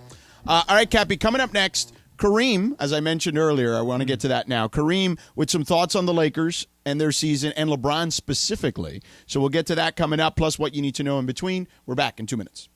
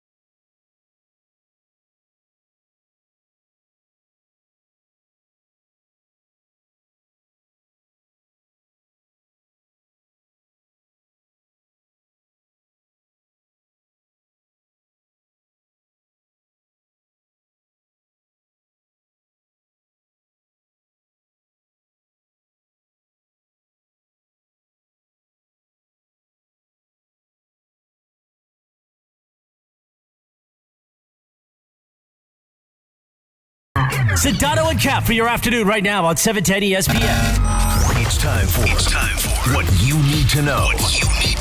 Let's do it. What you need to know right now. What you need to know is being brought to you by Morongo Casino Resort and Spa. Good times, less than 90 minutes from wherever you are. Here she is, Lindsay Baseball. Take it away, Lindsay. Thanks, Skippy. The Big 12 will soon have a presence in Mexico, and it could include a college football bowl game. The conference announced this morning that it has established Big 12 Mexico with confirmed men's and women's basketball games, as well as exhibitions in baseball and women's soccer being held in Mexico. The conference also said that it will explore establishing a bowl game that would be held in Monterrey beginning in 2026. Monterrey. Should the bowl game come to fruition, it would be the first ever held in Mexico and the second active bowl game held outside the U.S. The Bahamas Bowl is currently held each year in Nassau. So that's what you need to know, Cappy. Monterrey is a beautiful city. It's kind of sort of an interesting place. I've only been there once for like 2 days. One half of it, like the downtown area, is like kind of older and beaten up, you know? And then there's like this whole other part of the town that's like super high end and like It's a very rich part crazy of restaurants. Mexico. Yeah. Right, Laura? Monterrey. Oh, yeah, there's a lot of money there. Yeah. I always thought that Monterrey was like the place that Big Little Lies was shot in California. But there's a different one in Mexico, and I didn't even know that. Yeah, that's Monterrey. See the difference here? It's Yes. Monterrey is in California. Monterrey. Monterrey is in Mexico. No, Monterrey. Monterrey. That's one where you get to roll the R, Cappy. Yes. Yeah, because there's two R's. Yes. Yo tengo tres amigos en Monterrey. Monterrey, there's a lot of money. One of my good friends, his family's from there. They're a little snobby. They got money. Really, a little snotty, huh? Yeah, they're a little snobby. Yeah, they say that the people from Monterrey are a little uppity. Y codos. Oh, cheap like Cappy? Yeah, they're codos. So they're Cappy. They're uppity So- and cheap? Yep. That's like right on brand with where Yeah. your neck of the woods, Cappy. Yeah. No wonder by he me. fits in perfectly in Monterrey. Oh, look at that. Monterrey. Because yo tengo muchos amigos. Sí, en y eres Monterrey. los codos. Yeah. Les duele pagar. Sí. Sí. That is what you need. Let me weigh in real quick. I think this makes a ton of sense for a number of reasons. There's a lot of professional football fans in Mexico. I remember, I want to say this was 2017. I did, for ESPN. ESPN sent me to the Raiders-Texans game there at Estadio Azteca in Mexico City. And it was out of control. It was great.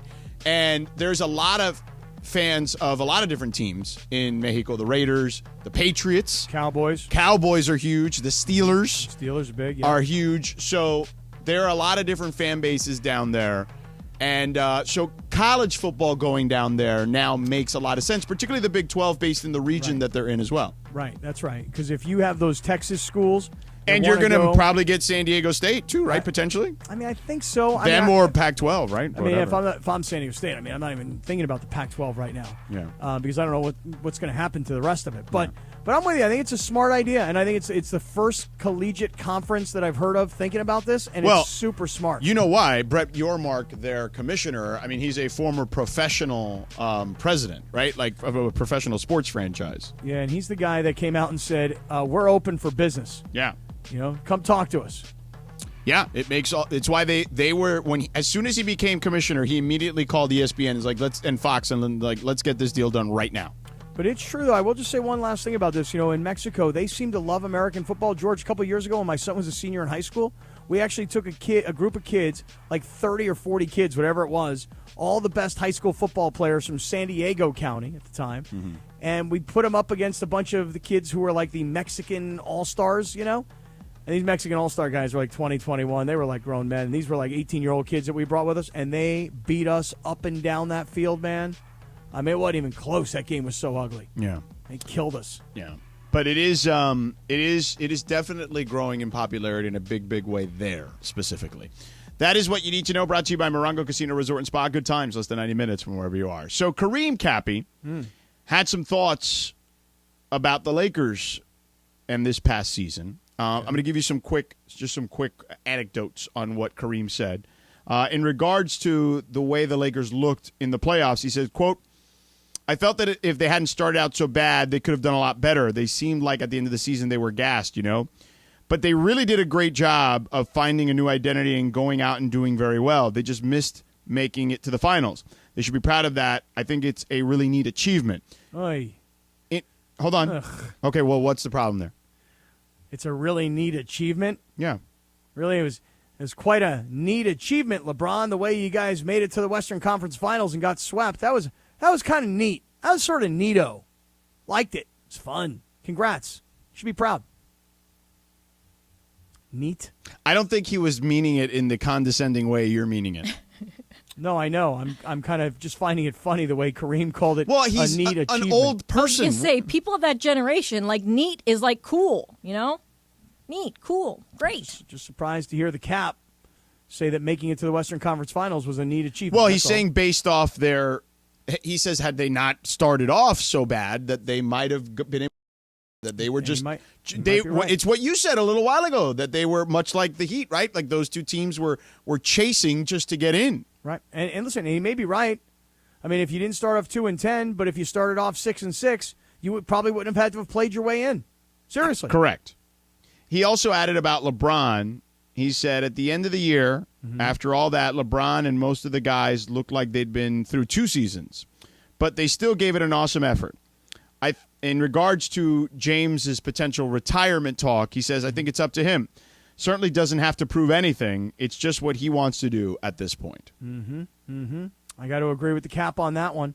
I mean, if LeBron was serious about retiring, and if he decided to retire, like, you can go out having not won the championship. Now, I know that it's everybody's dream to do what Peyton Manning did a few years ago. Or John Elway. John Elway did it as well, Yeah. where you win a championship and you say, hasta la vista, baby. but that really only happens for a very few number of players. Yeah. So I know I wouldn't be consumed with I can't retire until I win, or I can't retire until I play with my son, because I'm still not really convinced his son's an NBA player a year from now. Yeah. I mean, Landon Donovan did it. The LA Galaxy beat the New England Revolution in the 2014 MLS Cup. And then what did he do? He retired. He just retired. Yeah. Oh, up and retired. Yeah, it was his final match. Yeah. Way to go. Who else? Bill Russell. John Wooden retired after a championship. Okay. I'm just trying to think. And can you think of anything super contemporary other than John Elway and Landon Peyton Donovan? Manning and Landon Donovan, which, Landon's my boy, and I didn't even know that. Yeah. Yeah. I'm trying to think who else. Do Olympians count? No. No, because I feel like that's like the thing to do, right? Yeah. Yeah, win gold and be done. Yeah. You don't win gold and go, I still got 2 more Olympics ahead of me, but I'll just decide to retire now. Yeah, I'm trying to think. Joe DiMaggio. Oh, Michael Strahan. Michael Strahan won a Super Bowl and retired. Okay, all right. It's not exactly one that I remember, but okay. Yeah. Well, you just asked me for athletes. Yeah, no, it's instant research. Nice job by you. Yeah. Cap, do you remember David Joe Robinson. DiMaggio, I like didn't back in your day? Well, Joe DiMaggio back in your day. David Robinson, the Admiral, Retired after a championship? 2003. Lindsay, I don't remember Ray Lewis. Joe DiMaggio necessarily. There's a more recent one. Ray Lewis, 2012. Really? He retired right after they won a championship? Correct. Jerome Bettis, the bus. I don't remember any of these guys. Well, now all that stuff is starting to ring a bell now that I see it. Yeah. No, I don't remember any of these stories like, hey, Jerome You Bettis don't remember just won Jerome the Bettis? He Super Bowl. played the Super Bowl in his hometown. No, I don't. I was at that Super Bowl in Detroit, but I don't remember. That was his last game. Yeah, I don't remember there being a lot of Yeah. hoopla Oh, no, I around remember that. on TV them talking about it the whole time. By the way, that's probably 2006, 2007. It is 2006, yeah. Right. So you'll have to excuse me for not remembering 16 years ago. Yeah. Pete Sampras, What did he win? the U.S. Open. And then he retired? Yep. Shout out to you, Pete. Pete's a big listener to 710. I don't know if you know that or not. I did not know that. Yep, I do. Yeah. So there you go. There's a good list of other guys. That is a good list. But, Linz, Joe DiMaggio, I think, played in the, I don't know, what years was it? The 40s? His 50s? last 3 years was he won the World Series. Yeah, what years were those? 60s? Yeah, it was the 60s. Are you sure? Yes. Positive. Okay. All right.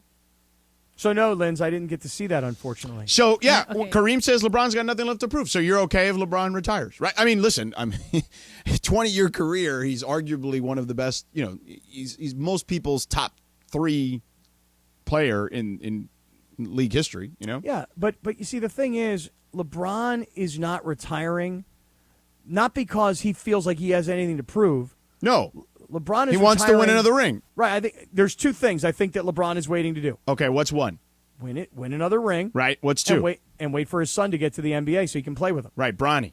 Now, I know that everybody's talked about it as if it's his right, Bronny's right, and LeBron's right to have his son play in the NBA. But, I mean, he's not on the radar and when I say on the radar, he's not considered like an automatic one-and-done college player. So, and that's why I think LeBron has, in some ways, softened his tune about Bronny. Like, it's his journey. It may not be his dream. It's kind of my thing. Like, he may have softened his whole thing because he realizes he's not likely going to play with Bronny in the NBA. By the way, Joe DiMaggio's last year was 1951. Oh, There you go. okay. Well, there See, you are. You were right, right. Copy. 2 baseball historians that you two Look are. at you. How about that? 1951. That But I doesn't still sound missed right it. either. It is Lindsay, right. I still missed it. I missed the whole career, Linz. He played from 1936 to 1942, and then 1946 to 1951. And you know why he had that 4-year break? Right, he went to war. As most no. guys that age did. Yep, just didn't know if there were that many U.S. history buffs around here, George. Oh, we're all history buffs. Well, that I knew. Yeah. Not me. I'd be like, what, was he injured? What was the deal? But no, 4 years. A lot That's of these interesting guys because did. I thought it was the early 60s only because the Yankees won they won a lot of championships in a lot of decades, but they won championships in that decade too. They I think continued you might- to win long after he was Right. gone. Yeah. Well, because I think it went from DiMaggio to Mantle. Right. There's a security guard so downstairs Mickey in our Mantle building. probably played into the 60s, yeah. There's a security guard downstairs in our building who is the biggest Yankee fan. And this guy and I talk all the time, and he tells me about being a young kid and seeing Mickey Mantle playing in the 60s. Mickey Mantle was the one that I was thinking of then because he played here. I'm looking at here. 1968 was his last year. Yeah, Shout that out was to my our dad's security favorite guy. player. Shout out to our security guy, yeah. Yeah.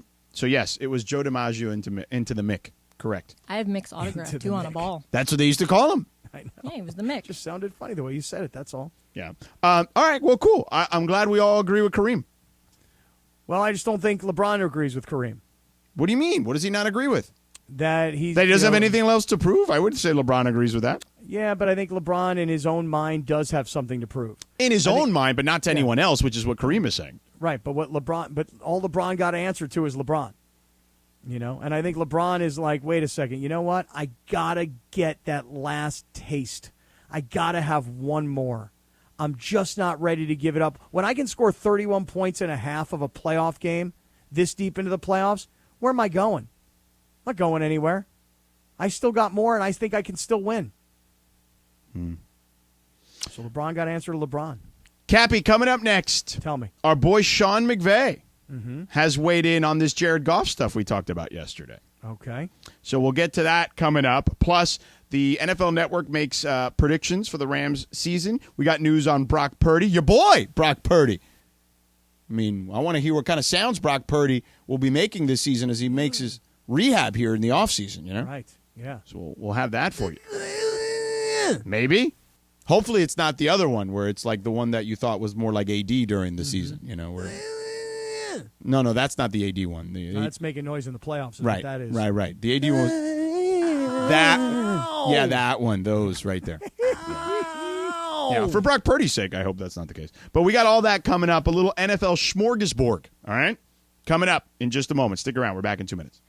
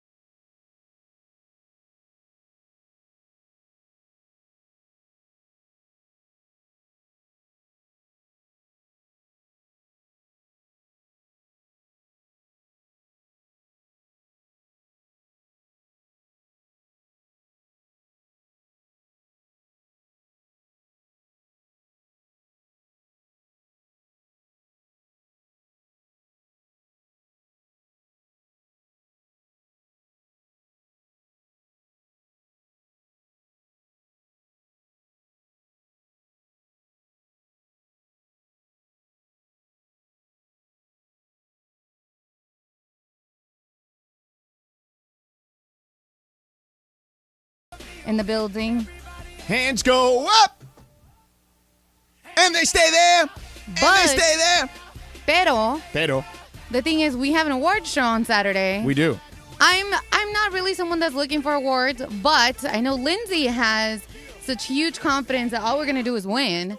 And since we have a short show tomorrow and I can't play a rejoin, I'm playing it today. Because you want to win. Because we gonna win. No matter what. Exactly. Now, who's winning more, us or Bill Murray, 72, dating Khalees. Khalid, what? Yeah. Good for him. The milkshake. Good job, Brings Bill. all the boys to the yard. Wait a second. Bill Murray is dating this girl now? Yeah. How old is she? 43. Oh, really? I mean, this is an old song now. It is very old. And what is her name? Khalees. Like Khaleesi from Game of Thrones? Sort of. Cappy, is this new music to you? I mean, I know this song, but I could never tell you her name. I'm trying to Google her. I don't know how to spell Khalees. Kelis.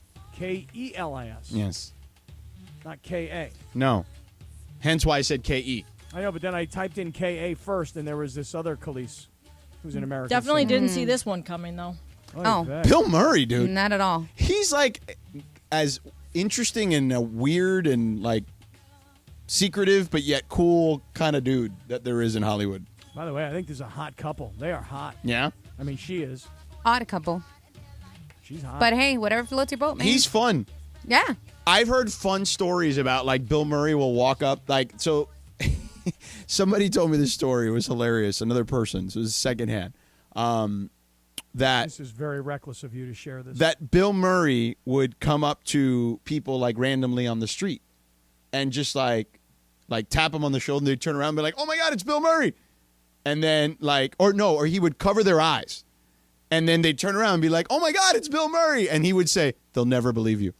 That's a little sick, but funny. It is weird. Take your hands off my face. Take your hands off my eyes. How do you pal. go, though, from Nas to Bill Murray? I mean, it's an interesting move. That's for sure. Dude, when this couple shows up, people are like, oh, that's so cute. You brought your grandfather with you. Yeah. I mean, they look ridiculous. Not in together. Hollywood, Cap. I feel like it's normal. Yeah. It is. Apparently, she needed more than one mic. Mm-hmm. Hey now. Thank you. Evan Lance. Cohen Yeah. laughed at Yeah, that. thank you. Cappy had no idea what that even meant. No. Nope. Yeah. Which just Yeah. tells you, though, that for those who enjoyed that joke, they Yeah. thought it was funny. For those that didn't get it, we didn't laugh. I mean, I was going to play the song, but... No, that you don't want to play that song. First of all, it's got a long lead up, and it just takes Well, I forever. have the... Oh, okay. Yeah. Yeah. I mean, Bill Murray's 72. Yeah. Goodness gracious. With this hot chick like this? Yeah. This Yeah. hot chick. Like, what are you? This is 1999, Cappy? Come on. What do you mean? You can't? People can't say hot chicks? Is that Just, politically incorrect? I'm Is that not going to get saying me that, canceled? Just, there's better voices of words. You Am I would gonna get love canceled? to get canceled. Who are you kidding? I've been canceled like 15 times. That's No, you true. haven't. You've not been canceled once. If you literally, actually, you would not love it. If they were like trying to cancel you, you would be sweating bullets. You would legitimately look like a bloated Kendall Roy. Well, the thing is that you got to be able to withstand 2 days. When you get canceled, this is advice for everybody. Oh, because you've been here. You know how this works. If you get canceled, you need 2 days. Just hide for 2 days and come out like as if nothing ever happened. And hope to God something else happened. The world forgets all about it. The world forgets all about it. And I'll prove my point to you. If you think I'm out of my mind, I'll prove my point. You said you wanted to talk a little football right here. Yeah. There's a story in this football talk that I would like to get to that I'll ask the question, and you tell me. If you get canceled and you go hide for just a couple of days and you come out from underneath that rock, the world will have passed on. The news cycle will have flushed you, Mr. Cancelization. I mean, it's possible, but. I'm just setting you up for this football talk. That's all I'm doing. Oh, okay. All right. Now, Laura, you're sending me this text here that Bill Murray used to date who? The video vixen. What's her name? That chick, Kareen? Yeah. I guess that's That chick, another. Kareem, what are you, in the 90s?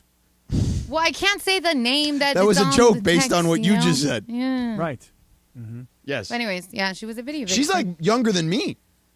I mean, you're not old. I mean, well, so's Khalees, actually. She's younger than me, too. I was Now. like, Bill you guys are Murray- not old. Bill Murray should get together with Zion Williamson and go out looking for girls. Hey, now. Hey, now. I'm not touching that one. Nope. Hey, so Sean McVay, remember yesterday we talked about Dan Campbell and all the stuff he said about Jared Goff being better, et cetera, et cetera, et cetera. So, Linz, we only have the quotes, right, from Sean That McVay? is correct. Now, you actually did a kind of sort of funny Sean McVay impersonation for me recently because not that you sound like Sean McVay, but your cadence and was not far off from Sean McVay. This is like the time that I was prepping with Cappy when you were out, and I was reading him the Matthew Stafford quotes, and he was like, I want you to read these on the air because it just worked. And I was Right. like, oh. Well, give me the version of Sean McVay you gave me earlier today when you're reading these quotes. Okay, I don't want to come off too much like Clinton trying to be Sean McVay, because that's over the top. Yeah, Clinton does the extra hoarse voice, which is not necessary. Like, he gets too horsey, grovelly. Yeah. I feel like this is too much pressure. Just go. Just Can't do it. handle it, huh? I can't handle it. He played really good football here for us, really grateful for those things, but I was really impressed with the way that he led and the way that he ended up demonstrating a lot of things that we just want to embody, that mental toughness. I think he was 29-7 in terms of touchdowns, interceptions, one of the better ratios, and he threw for a bunch of yards, and they were one of the top offenses. I was really happy to see how well he did. I think that's probably a fair assessment because he's only getting better. You know what? The pacing is not terrible. Right. He's a fast talker. Right. And you got there's a lot of run-on certain sentences with him. But there's a little tone to the way that these sentences hit those commas. Not bad, Lindsay Baseball. Yeah. But you see, that's what I said to you yesterday, that it's true. Jared Goff is a better quarterback today. But he's basically saying because he's played longer. He's just older. In part, that's why. And the other part of it is because McVay was micromanaging this kid. Never trusted him. And Dan Campbell is getting from Jared Goff what Sean McVay What did got Dan from Campbell Matthew actually Stafford. get, though, from Jared Goff? He got a veteran quarterback. An 8-win season? He got a veteran quarterback. Let me tell you something. The most overrated thing in the NFL this year is that the Lions are going to be good. The only reason the Lions are going to be good is because the NFC stinks. Stinks worse than those feet you don't wash. Feet don't smell. They get washed by the soap and the water. They don't have to be scrubbed necessarily. They're clean, okay? But anyway, Jared Goff is doing for Detroit what Stafford did for the Rams. You get a veteran quarterback, you trust him, you let him play. I hear what you're saying. There is a lot of hype around the Lions. That's why they're playing on opening Thursday night at Kansas City for the kickoff of the season. There is hype. I'm still rooting for Jared Goff to prove all the haters wrong. Why they got to be haters, bro? Because they are haters. Oh, my God. They are haters. Oh, it's all Jared Goff. He stinks. Get rid of him. He's no good. Look how much better they are now that they got Matthew Stafford. They got the Super Bowl, granted, and now it's over with Stafford. I mean, they won. Right. Yeah. I think that's the argument right there. I mean, they won without him. Story. Yeah, it's over. His story is not over, but they won without him. They won. So, Evan Cohen is in the studio. Evan Cohen, you are an NFL aficionado. I am? Yeah. Hey, I just labeled you You've that. just been By the way, anointed. Cabby's right about one thing, I will say. Only one, though. Well, no. The cancel thing is so interesting. Bill Murray got canceled for a minute. Yeah. And you guys did a whole thing about Bill Murray never acknowledging the cancellation. Right, I didn't even know he got canceled. Right, so maybe Cappy's actually right about the fact that you have to just go in hiding. Yeah. You got to be careful with telling Cappy he's right. Yeah. Because What he you will do. run What- with what you stuff. do, Evan. Wait, That's one all thing you I do. want to ask you about that, we need to bring you in on whether or not he's right. I have a question for you. Yeah. When you shower, do you use a loofah or a sponge or a washcloth of any kind? No. Okay. Do you wash your feet? I get destroyed on my show. I get destroyed for the exact same thing that I Okay. don't do that. Yeah. And everyone says I'm in the wrong. Do you Yes. wash your Do feet? you wash your feet? Like Like with your bend hand? over? Specifically. Yeah. No. Okay, it's over. You're gross, too. Get out. Get out. Oh, You're I mean, done. but hold on. What's I'm your actually reasoning? very surprised by this. What is your reasoning? We are. Normal I guy. take 2 to 3 showers a day. Okay. But what is your reasoning for not washing your feet? That's a lot of bending. I don't want to bend that much. Too much effort. Too much effort. But don't you feel, So Evan? disappointed Don't in you you, Evan. feel like when the We all shampoo are. runs off your hair and down your body, and when the body soap runs down your body, and when you soap your face and it runs down your body, your feet are the beneficiary of all three of those things. See, here's the problem. I think the way you think, and I think we're both wrong. Yes. I think if you actually just play out what you just said, Cap, we are clearly wrong about this because, in essence, it's just dirt moving from one part of the body to the other part of the body. But I will tell you, this will not impact how I'm going to shower tonight. Right. I Same. will not change the way I shower. Yeah. I'm pretty narrow-minded on the shower. Admitting is half the battle. Yeah, Thank you. well, Appreciate that. I appreciate it. The Lions, are they good? No, see, I'm glad you said that. Okay, a couple things on this. One, I don't like when people say Goff was better with the Lions than he was with the Rams. They went to the Super Bowl. Right. What's the purpose of your job here? Is it to have the best individual numbers or to be a part of the 22 that start and lead your team somewhere? They went to the freaking Super Bowl with him. He's Wasn't good enough. he wasn't good enough. Fine, but that wasn't such a dynamic team. But his point is that to say that he's better now is not necessarily accurate. Right. Is what you're saying. So like when people say about Mike Tomlin, Steelers coach, oh, last year was his best year. No, it wasn't. The year that they won the Super Bowl was his best year. Right? He took them to a Super Bowl and they won. They did the impossible. I don't know. And in terms of this year, the Lions and the Vikings, both of them, are the easiest teams. And I know Kevin O'Connell obviously was with the Rams as well. The easiest two teams I think to pick that they're going to have the under. Yeah. I think they're both going to hit the under. I think the Bears and the Packers are going to be sneaky better than people think. Neither of them great, but better than people think. But Evan, it's just like with Eric Spoelstra and the Heat. You know, people will say, and George, I know you were asked this question just the other day because I heard you on the radio with Adam Shine on Mad Dog on Evan's channel.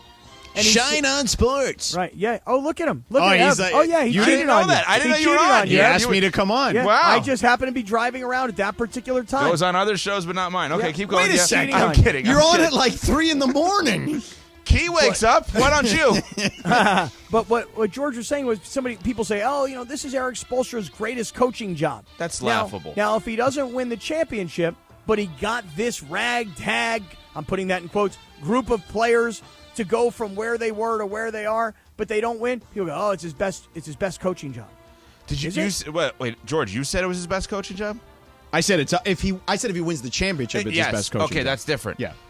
I don't think people understand because, like, Lakers fans, rightfully so, should only care about how LeBron is with the Lakers. I don't think people understand how much better LeBron was with the Heat than he was with any other team. Oh, And that's Spoelstra's best coaching job. I said that on that interview Cappy was listening to. I said Eric Spoelstra got LeBron to do something he never did at that time, right. which was play the 4, and he became the most indestructible force in the entire sport. Like, he'd never been more efficient. He'd never been better. He had post moves all of a sudden. Yeah. It changed his entire career. Lakers fans, if they go and YouTube some of those, don't YouTube the finals. Just YouTube like a random game when LeBron was on the Heat, the second and third years. Well, he was there. 25 to 29. I know, too. but Right. there'll be those a are the level prime of years. jealousy that you'll have. Be like, why can't he do that here? Well, he's 30-something Of years He old. can course. for a half. He can do it for a half. I understand that. This guy. I argue that 2015 was his best year. No way. 2015, Correct. The year that 14-15 or 15-16? 2014-15. So the year they The year didn't before win they champ- won the Oh, got title. it. Yeah. I mean, most would actually say his best Cavs team was 16-17. Correct. The year after year they won after the with title. Kevin Durant. Yes. Yeah. But Kevin Durant. Well, Kevin Durant was on the Warriors. they beat the Remember, got LeBron Cleveland team. won, and then they went and got Yeah, and they got Kevin Durant. Durant, so they Well, wouldn't the way lose it again. sounded was as if they were together, and I thought you maybe make Kevin No, love. but who the... Say, George, you do make mistakes on occasion. You are human. I know you're not perfect. I mean, Why would I say Kevin Durant and LeBron played with each 'cause other? maybe you Lindsay's had it- 'cause maybe- Hold on. Listen to the way the conversation went. Yeah. Evan said 16-17, and she says, "Oh, the year after." And I said, "Yeah, Kevin Durant." They ran into they ran into Kevin Durant. well, hey, just like Dave McMenamin wanted me to read something that he wrote, and I didn't read it that way. I didn't hear it that way. Okay. Mr. Perfection. You know what? What? One-way ticket. No, you're getting a one-way ticket. Nope. No, you are. I Can already, I- get, can I I- already no, stamped can I your ask ticket you first. first question? One-way ticket for you on Spirit Airlines, by the way. Can I ask you both a question? I was lucky enough a year ago to be the extra person at your table at the Mandy's. Yeah. You guys dominated.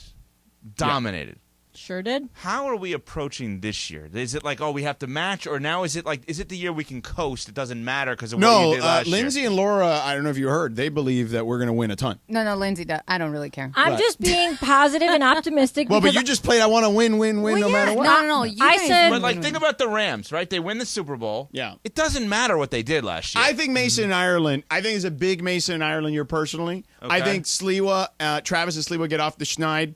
I think we end up being on the shorter end of the stick See, this year compared to I last agree year. with would him. LeBron ever go into an NBA season saying, you know what, I just know, don't what a think we're as defeatist. good next this year as last LeBron year? has actual Terrible control over winning in those scenarios. You're right. We have none. But I think we do have control because I think, like I said, we did well last year, and I think our show has only gotten better. Well, and that we've is only fair. grown our audience. That is fair, but I don't. You know, I don't know that's how what I much think. control we have in that scenario. Yeah, Although I but will so you tell don't you, have a Evan- coasting year though.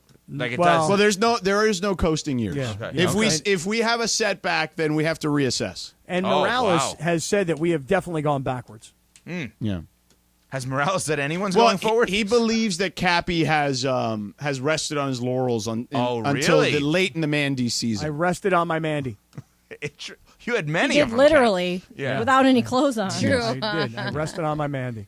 So your prediction is that Saturday night that it's going to be a Mason and Ireland A big night. Mason Ireland I don't night. Now, like why that do you say prediction, that? George. They're kind of the engine of the station No, in a lot of ways. I don't agree. I don't agree. I mean, okay. What I think if they lose? I think Travis and Slee were going to have a lot of awards. I was You, gonna now, say, Cappy yeah. thinks they will win by.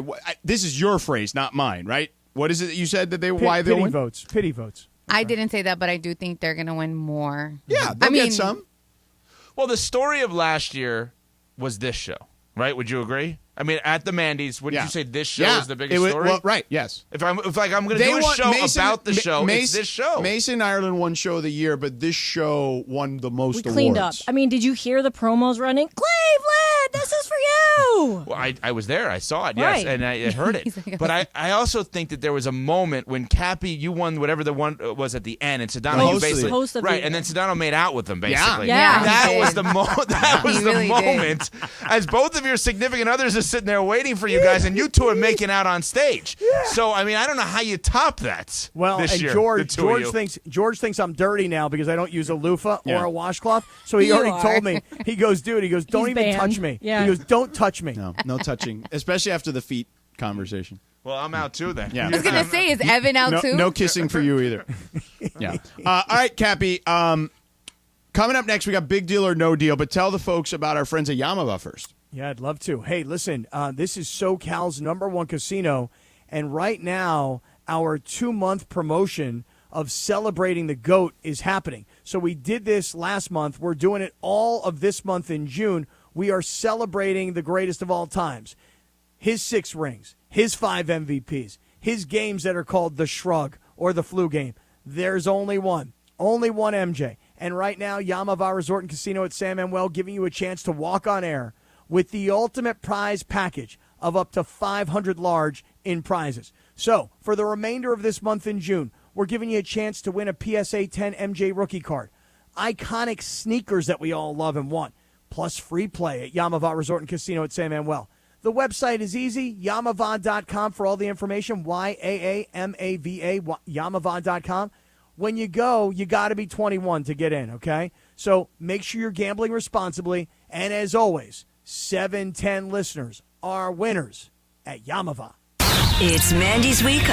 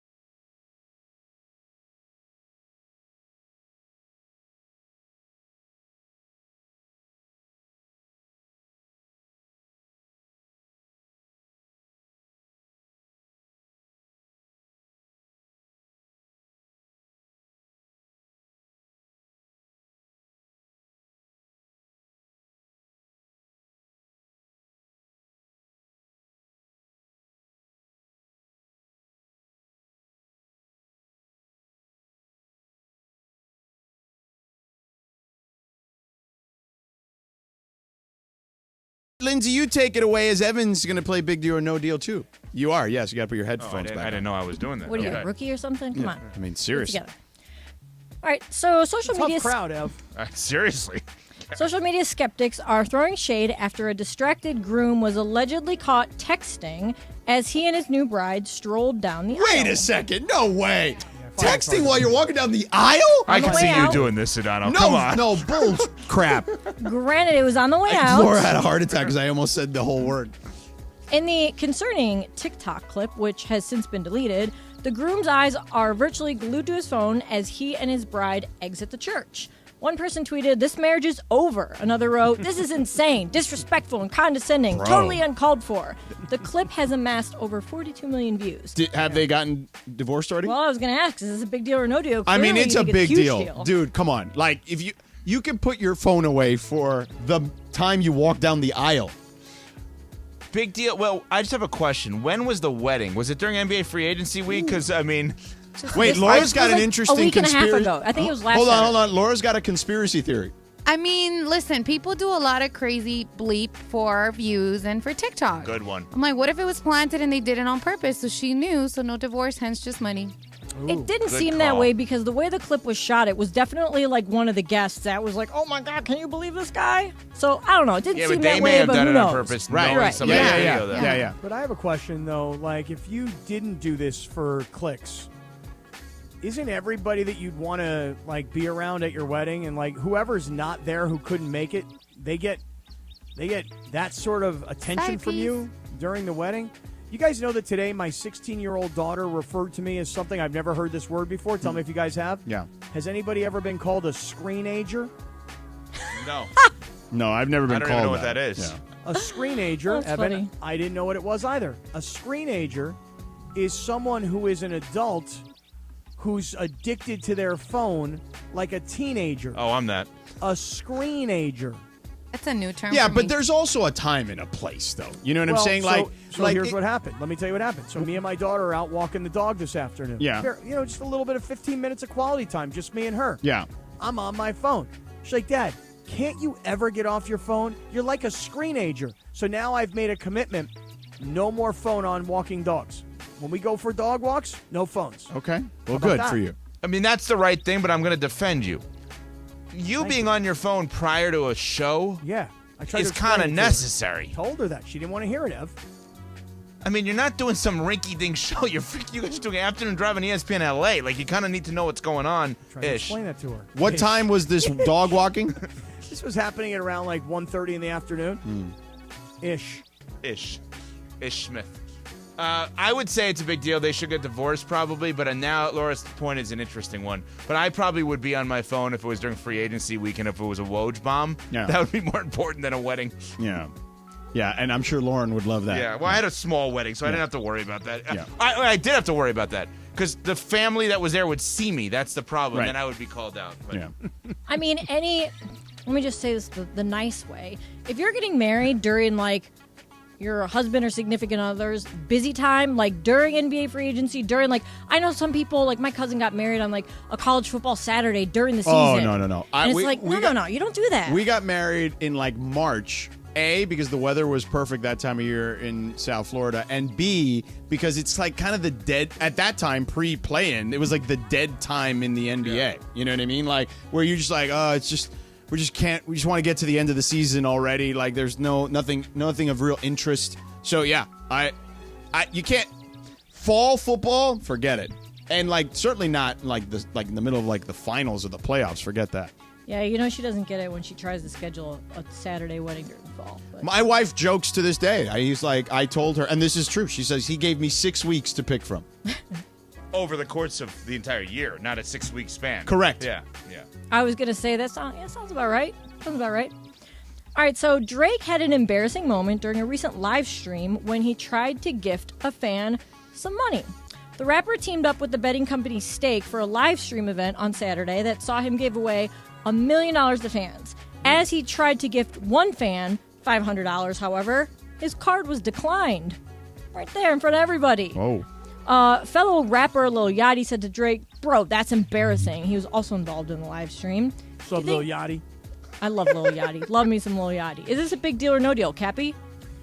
Well, I'm going to have to say it seems like a big deal that a multi-million-dollar superstar rapper can't pay somebody $500. You know, I mean, if my card was declined, that'd be one thing. But I mean, it's Drake, my Hebraic hermano. Yeah.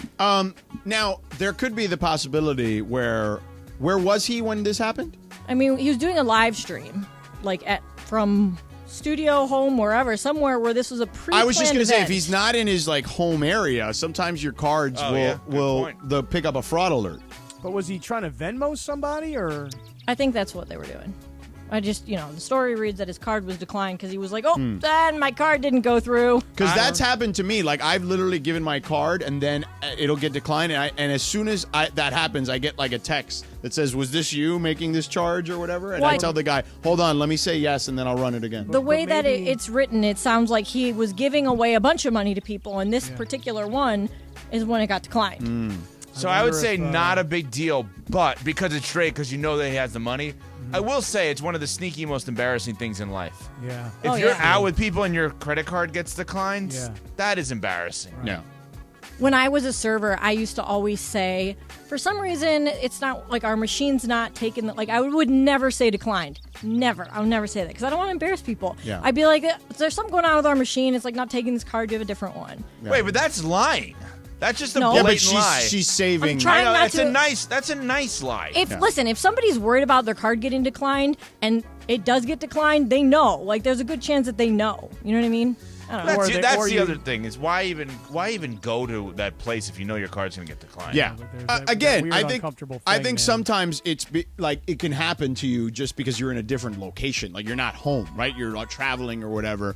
That's a different scenario, though. That's true. It did happen to me in Vegas when I swiped a card to check Oh, in. Vegas is the worst because Yeah. there's always like people like stealing people's crap and going to Vegas Right. and using stuff there. So in Vegas, since I get everything comped off my bill, they swipe my card when I get there, and you just put everything on the room. Yeah. And then once you go over whatever that initial amount is, then they start charging the your card. Yeah. And it was a lot of money because I had like 6 of my friends with me, and I was like, oh, it's fine because they're going to take it off in the end. And then it got to the point where it was like, a lot more money than I guess had. Lindsay's Vegas experience is a little different than ours when we go to the summer league all day. Yeah, way different. Way different. By the Lindsay's way, a big baller. I am going to go. She's a made girl. Lindsay's in, going to Summer in League this year. Vegas. Yeah, We're Cappy, going. you should come too. You can Thinking learn about it. You can learn What's- a thing or two. What's the dates on the summer league that you're going? 7th through the 17th. Well, it's 7th to the 17th, but we can go July. that first weekend. Mark Cates is working on some type of sponsorship Oh, there you potentially go. as we speak. Yeah, Because think I'm about gonna, it. I'm gonna be there anyway because I'm going to see Garth Brooks. There you go, Cappy, and we can see Victor Wembanyama. I am definitely more open to going to summer league this year than I was last year. Okay. Okay, cool. Last one, really quick here. A crocodile in Costa Rica has made herself pregnant, the first recorded instance of a virgin birth in the reptile species. The crocodile was kept in captivity in a zoo and had no contact with males, but a fully formed fetus was discovered inside one of her eggs. Wow. The fetus was 99.9% genetically identical to the mother, confirming that it had no father.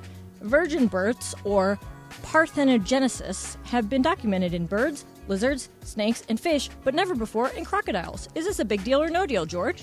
I mean, I guess if it's never happened, then it's a big deal. It's pretty simple to me. I mean, listen, I just thought it was really cool. It's kind of like when two guys on the same team No, it's not. have triple doubles and two guys have 30 points. It's Why never you gotta happened do before. that? I Why mean, you it's a gotta do big that, deal. Cap? I mean, it's a big deal. Why you got to do that? I mean, I know who the Heat fans I'm talking to. But I don't get it. I mean, what did that crocodile eat? Maybe that crocodile ate something that got her pregnant. Maybe. All right. I That don't is. think that's how it works. Yeah, I don't think that's how it works I don't either. know. Well, yeah. how does it work? Yeah. I mean, I don't know. All right. That is Big Deal or No Deal. Each and every day at 6:30 adjacent, let's call it. Final segment coming up. We got a couple things to finish up here in regards to the show. And we got some Mandy stuff to talk about here. And we got Dealer's Choice, of course. As we Wait, do. George, you should say exactly what Cap wrote there. Mandy's drip all dialed in. Mason and Cap performed the national anthem. I'm getting a lot of Mandy's tickets requests. Yesterday was National Go for a Run Day or something like that. And then we already got to the hygiene. Yeah, we already Civil did War. that story, right? So I Right. didn't see that. Yeah. So dealer's choice will roll in 2 minutes.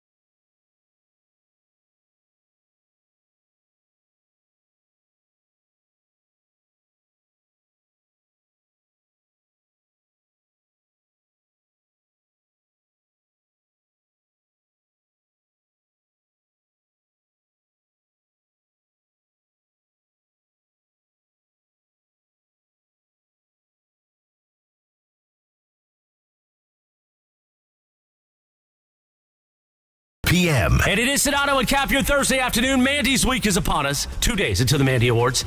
Final segment right now. On this day in 1984, one of my favorite movies of all time, Gremlins, starring Phoebe Cates. God, she was stunning in that movie. Premiered in theaters, although never given enough credit for being a Christmas movie, truly. I always watch it like on Christmas Eve before church. And on this day in 1984, Ghostbusters, starring Bill Murray, Dan Aykroyd, and Sigourney Weaver, premiered in theaters. Have a great night. We'll see you tomorrow at 4 p.m. for your Friday Sedano and Kap final segment right now. There's Bill Murray right there. Well, Ray Parker Jr., but you get the point. You mentioned Bill Murray, Dan Aykroyd, and Sigourney Weaver. Yeah. Wasn't Harold Ramis Yes. one of the original Ghostbusters, too? Yeah. R.I.P.? Yeah. 100%. Don't leave Harold Ramis out. He was great. He was also Bill Murray's best friend in the movie Stripes. You remember the movie Stripes? Yes. Yes, that's true. And Ernie Hudson was in the movie as well. In Ghostbusters. So. This song was hot in the 80s. In the mid-80s when this movie came out.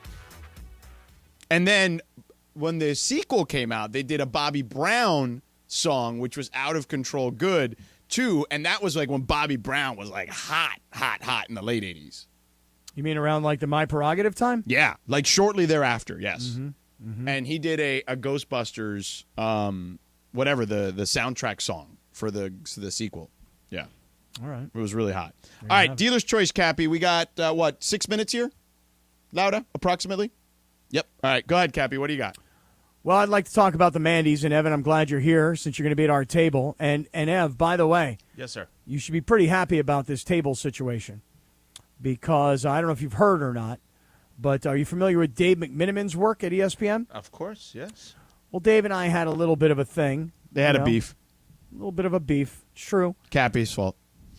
Not really. McMiniman. But anyway, we hugged it out. And then earlier this week, McMiniman comes on the show. And I say to him, hey, Dave, has anybody invited you to the Mandy's? And embarrassingly, Evan, nobody invited Dave McMenamin to the Mandy's, you know? So I invited him, which turned into a disaster for Chris Morales. Right.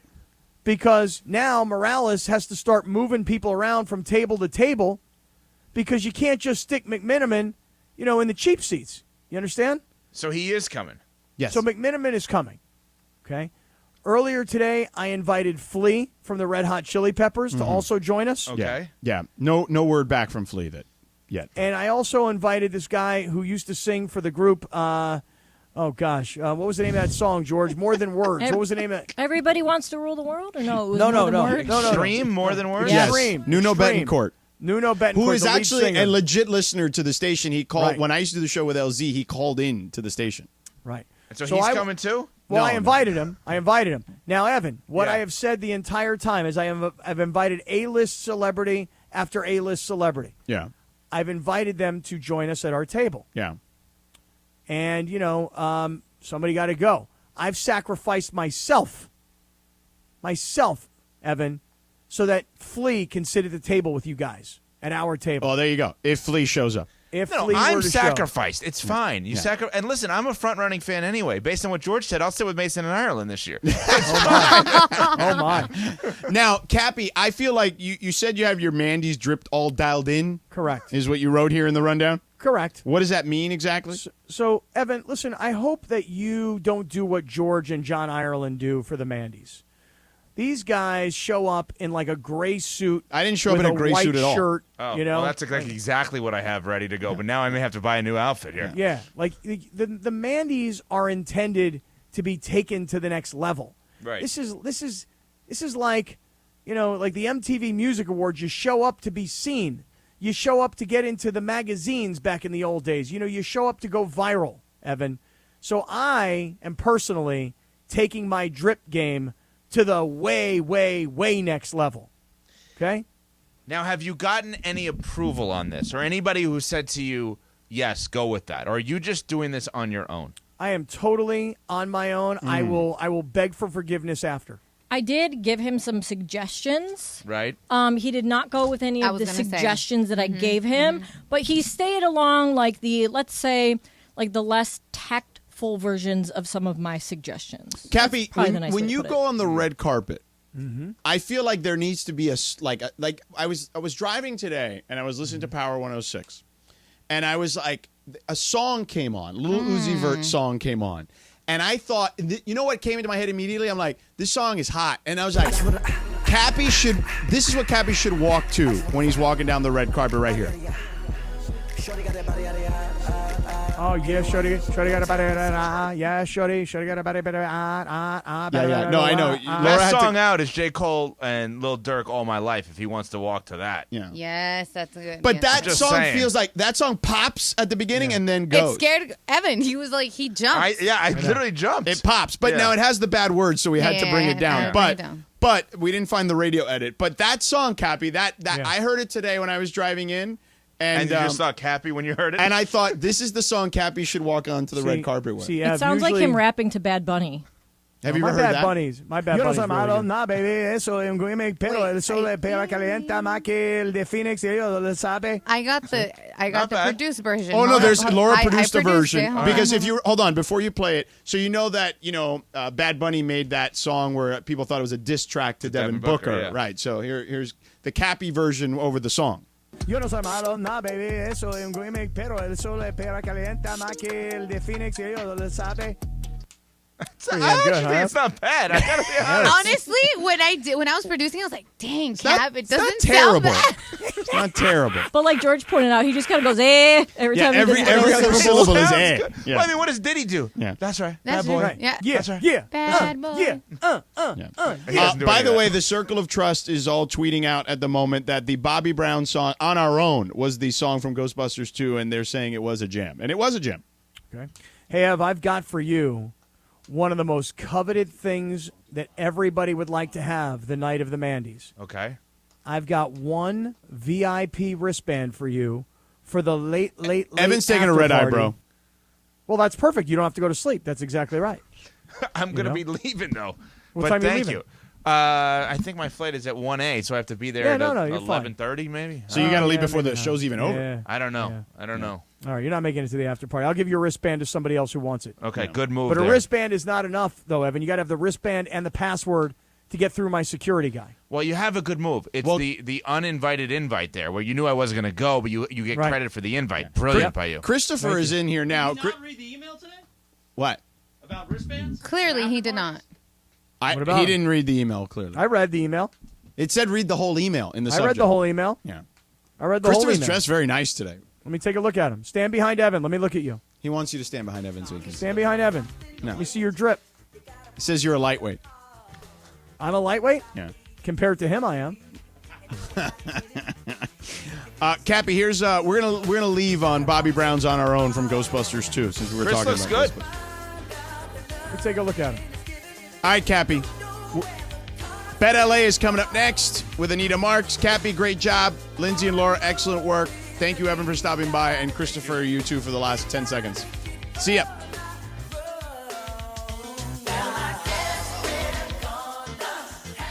Sitting on a high, glorious hilltop.